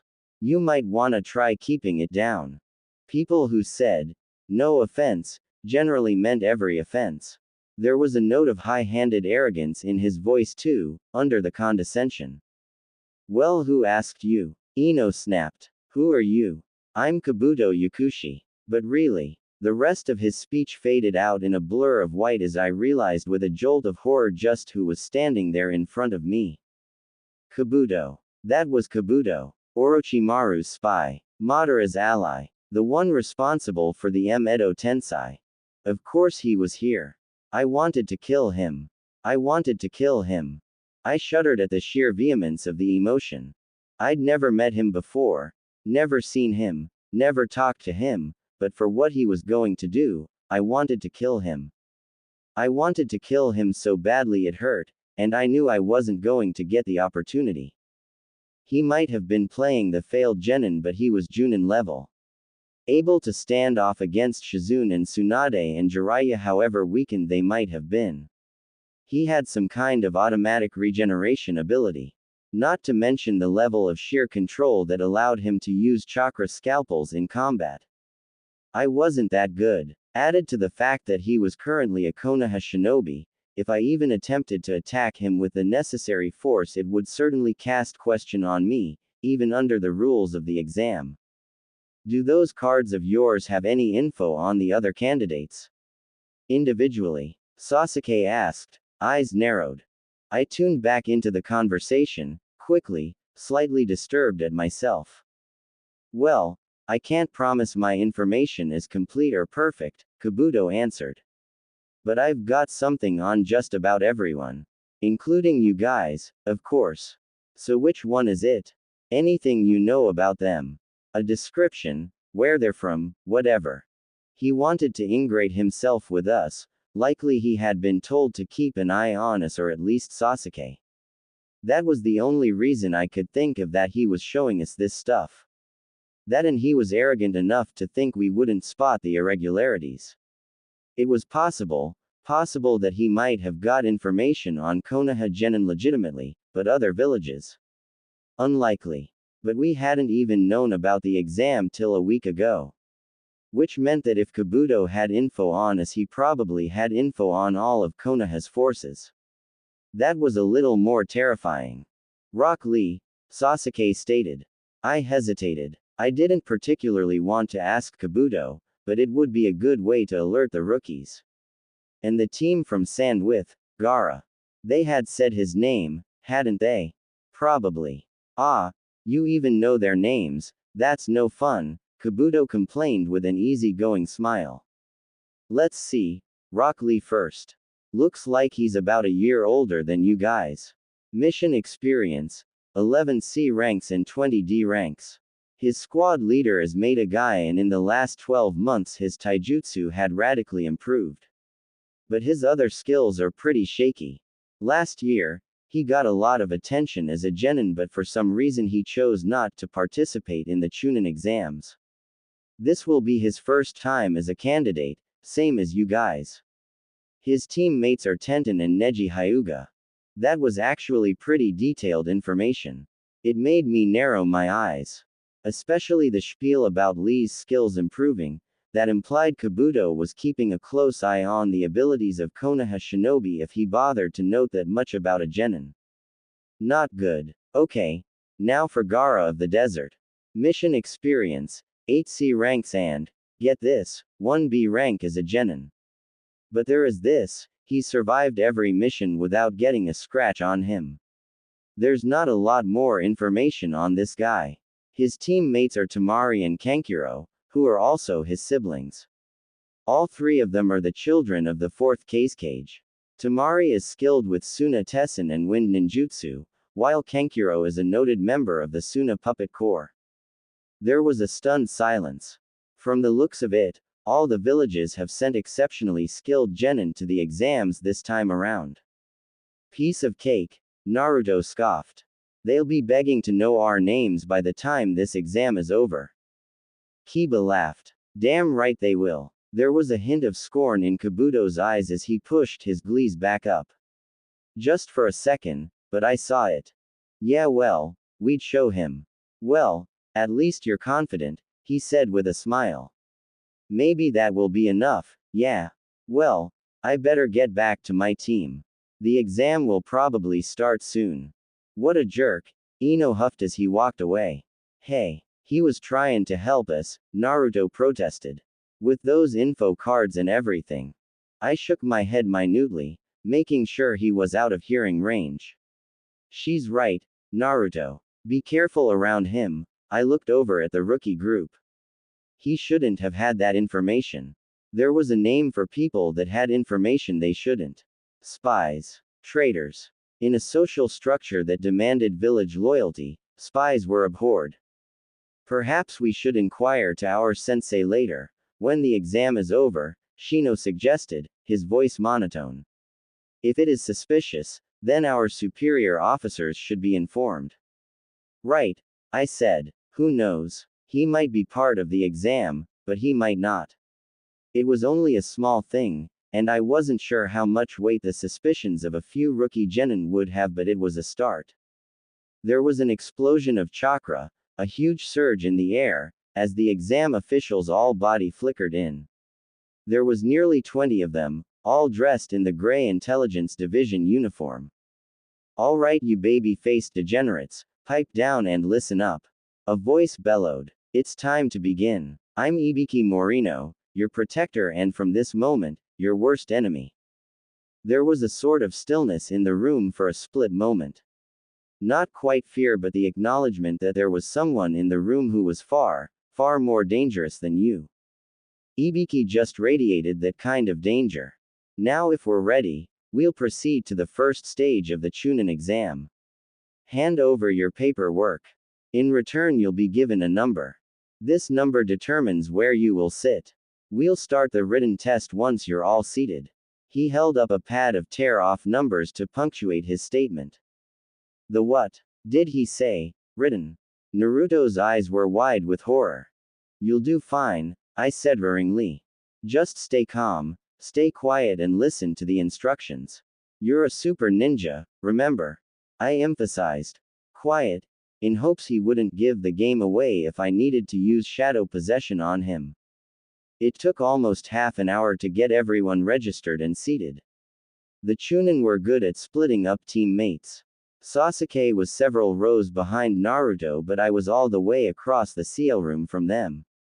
Not good. The further the distance, the greater chance my shadow would be noticed. Everyone, eyes front, Ibiki barked, writing on the blackboard. There are a few rules you need to be aware of. And I won't answer any questions, so you better pay attention the first time around. Rule number 1 is this. The written part of the exam is judged on a point reduction system. Contrary to what some of you may be used to, you all begin the exam with a perfect score of 10 points. 1 point will be deducted for each answer you get wrong. So if you miss 3, your final score will be 7. 10 points, but we were given only 9 questions, which meant even if you got all 9 wrong, you still had 1 point. Not that the points mattered, in the end. Rule number 2. Teams will P or fail on the total scores of all 3 members. That was a pretty common Konoha concept. A few of the foreign shinobi looked put out, but teamwork was our guiding principle. Rule number 3. The sentinels you see positioned around the room are there to watch you carefully for any signs of cheating. And for every incident they spot, they will subtract 2 points from the culprit's score. Be warned, their eyes are extremely sharp. And if they catch you 5 times, you'll be dismissed before the tests are even scored. Anyone foolish enough to be caught cheating by the sentinels doesn't deserve to be here. And there was the qualifier on the to be caught. His intentions were pretty obvious. I've got my eye on you guys, one of the sentinels said mildly, smirking. I recognized him. He was one of the Chunin that were often on guard duty or working at the Hokage's tower. So the others were probably Chunin or higher. Meaning, actually slipping things past them would be hard, especially in a constrained environment like this, but they probably had an acceptable level that they allowed to succeed. One more thing. If any candidate should get a 0 and fail the test, then the entire team fails.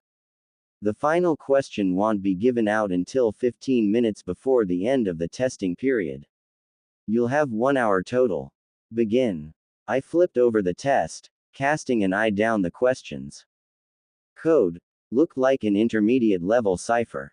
Physics-based mathematics. Line B in the diagram shows the trajectory of a shuriken thrown at enemy C by Ninja A, seated atop a tree 7 meters tall. Formulate and describe the trajectory required if C were positioned at points D, E and F. Also predict the furthest possible range of the shuriken and explain how you arrived at your answer. History. In the Second Great Ninja War, the Battle of Mount Tokachi had 5 major objectives. Identify and describe the ways in which the combined ninja forces went about achieving these objectives and discuss their successes and failures. Economics-based mathematics. The supply train for a minor outpost normally carries 25 crates of rice and 12 crates of ordered meats for an agreed-upon price of 60,000 ryo. However, due to a food shortage in nearby towns, politics and rules, name and describe the 7th clause of the Convention of Humane Treatment regarding captured prisoners and the 6 major addendums and how these apply to both active duty shinobi and civilians. Physiology. Name and describe the most likely injuries that would result, and grade them according to their injury severity score. If a shinobi were A, crushed using a Doden Jutsu, B, stabbed with A. Another mathematical calculation, a question on the shinobi rules of conduct, and a calculation to find the blast radius of an explosion that used a mix of explosive tags and nitroglycerin. Oh, boy, nope. There was no way in hell Naruto would be able to answer any of these. Sasuke wouldn't be able to answer any of these. I glanced sideways surreptitiously. Naruto was tense and stiff, but he didn't look like he was freaking out enough to do something stupid yet. Good. It had only been a few minutes. Just don't panic, I pleaded in my head. Just don't panic, Naruto. It didn't really matter if you answered the questions at all, as long as you didn't get caught cheating. So as long as Naruto could sit and wait it out. I grimaced. He'd probably try something stupid. It was just his way. Mentally, I crossed my fingers, and turned back to the test. The code was a piece of cake and the mathematical problems made me want to trade my soul for a calculator, but they were doable. The history and rules questions were easy and I was pretty sure I got the physiology one. It took me 20 minutes to do, and I double-checked the answers and sighed in relief.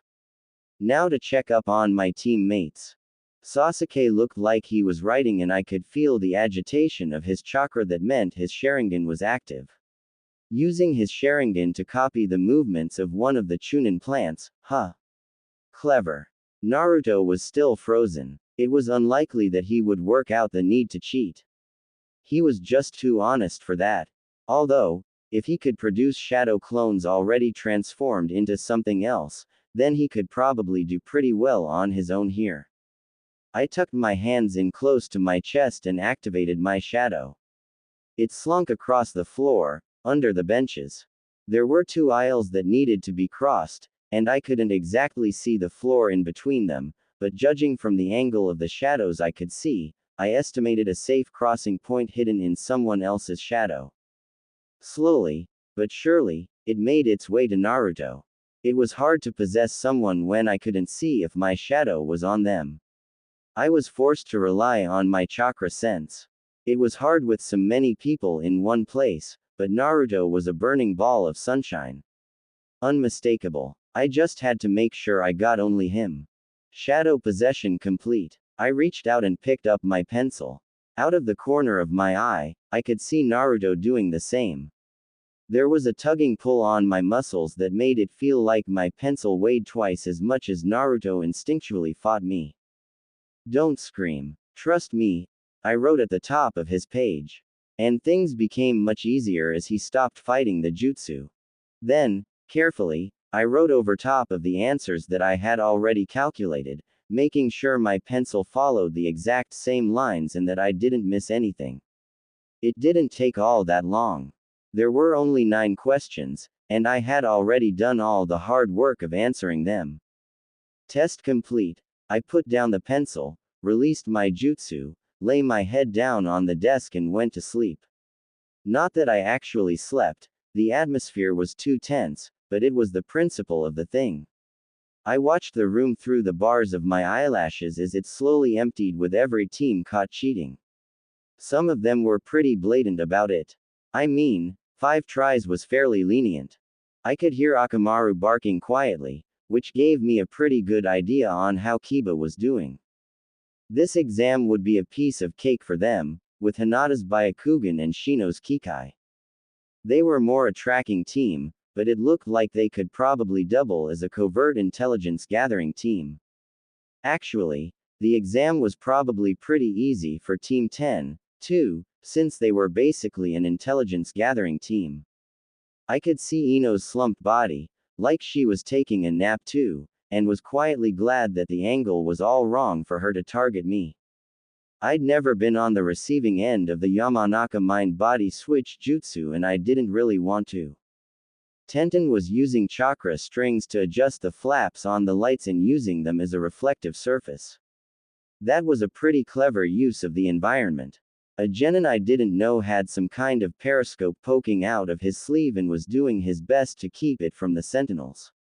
There was a large amount of chakra imbued in one of the windows, distorting the reflection.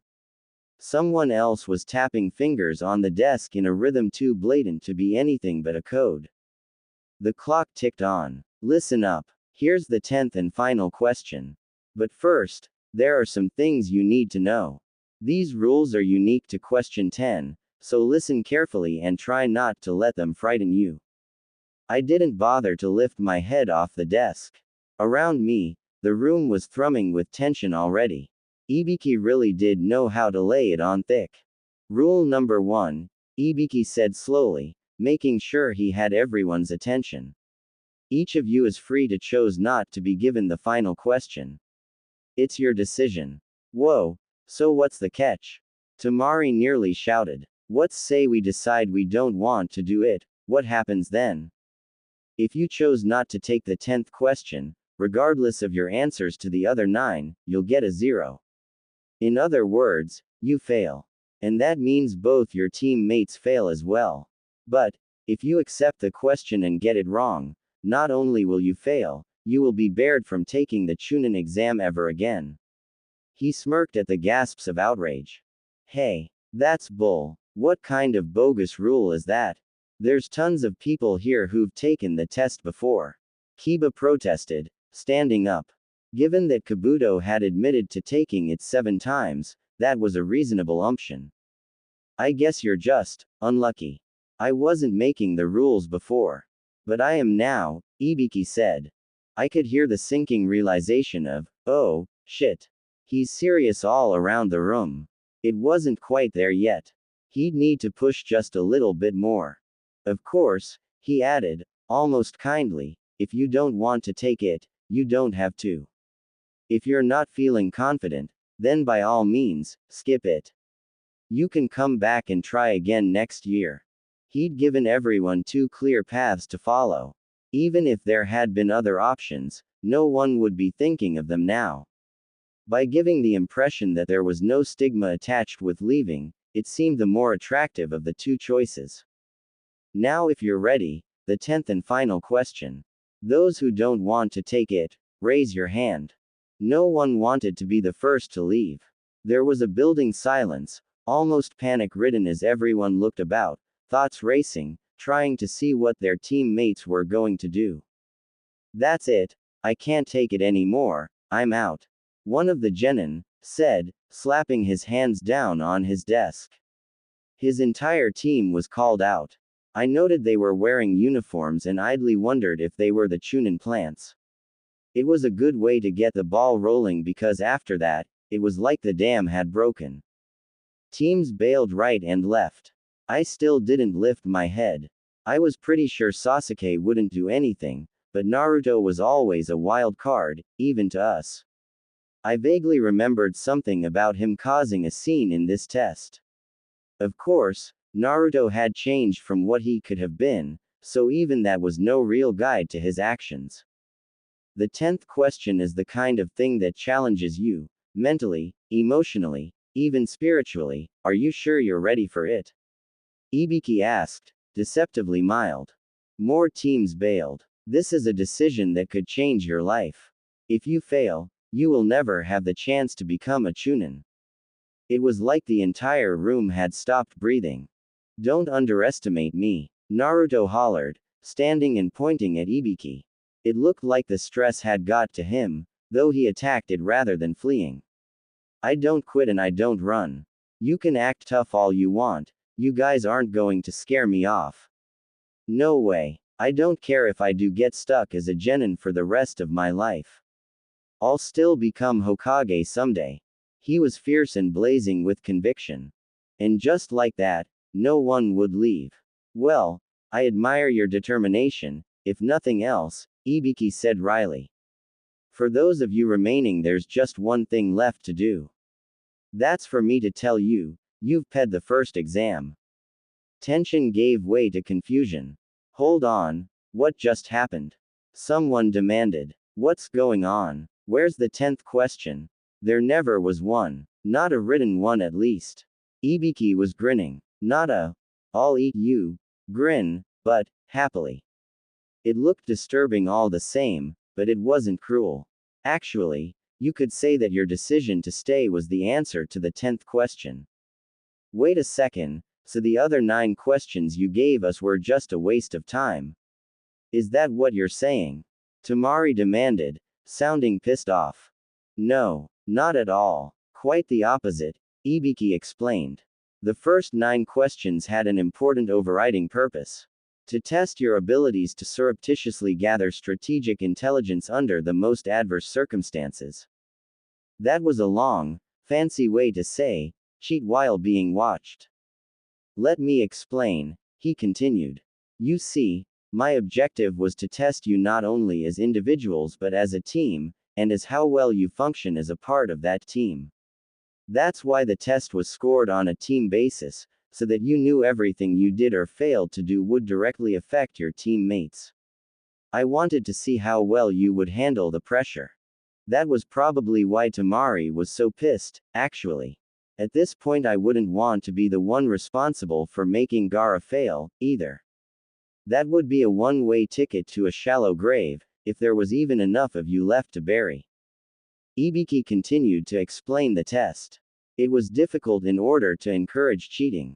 Those who cheated badly failed. It was pretty straightforward. Information, it can be the most valuable weapon in battle. How well you gather information can determine whether a mission is a failure or a success. There'll be times you have to risk your life to get it.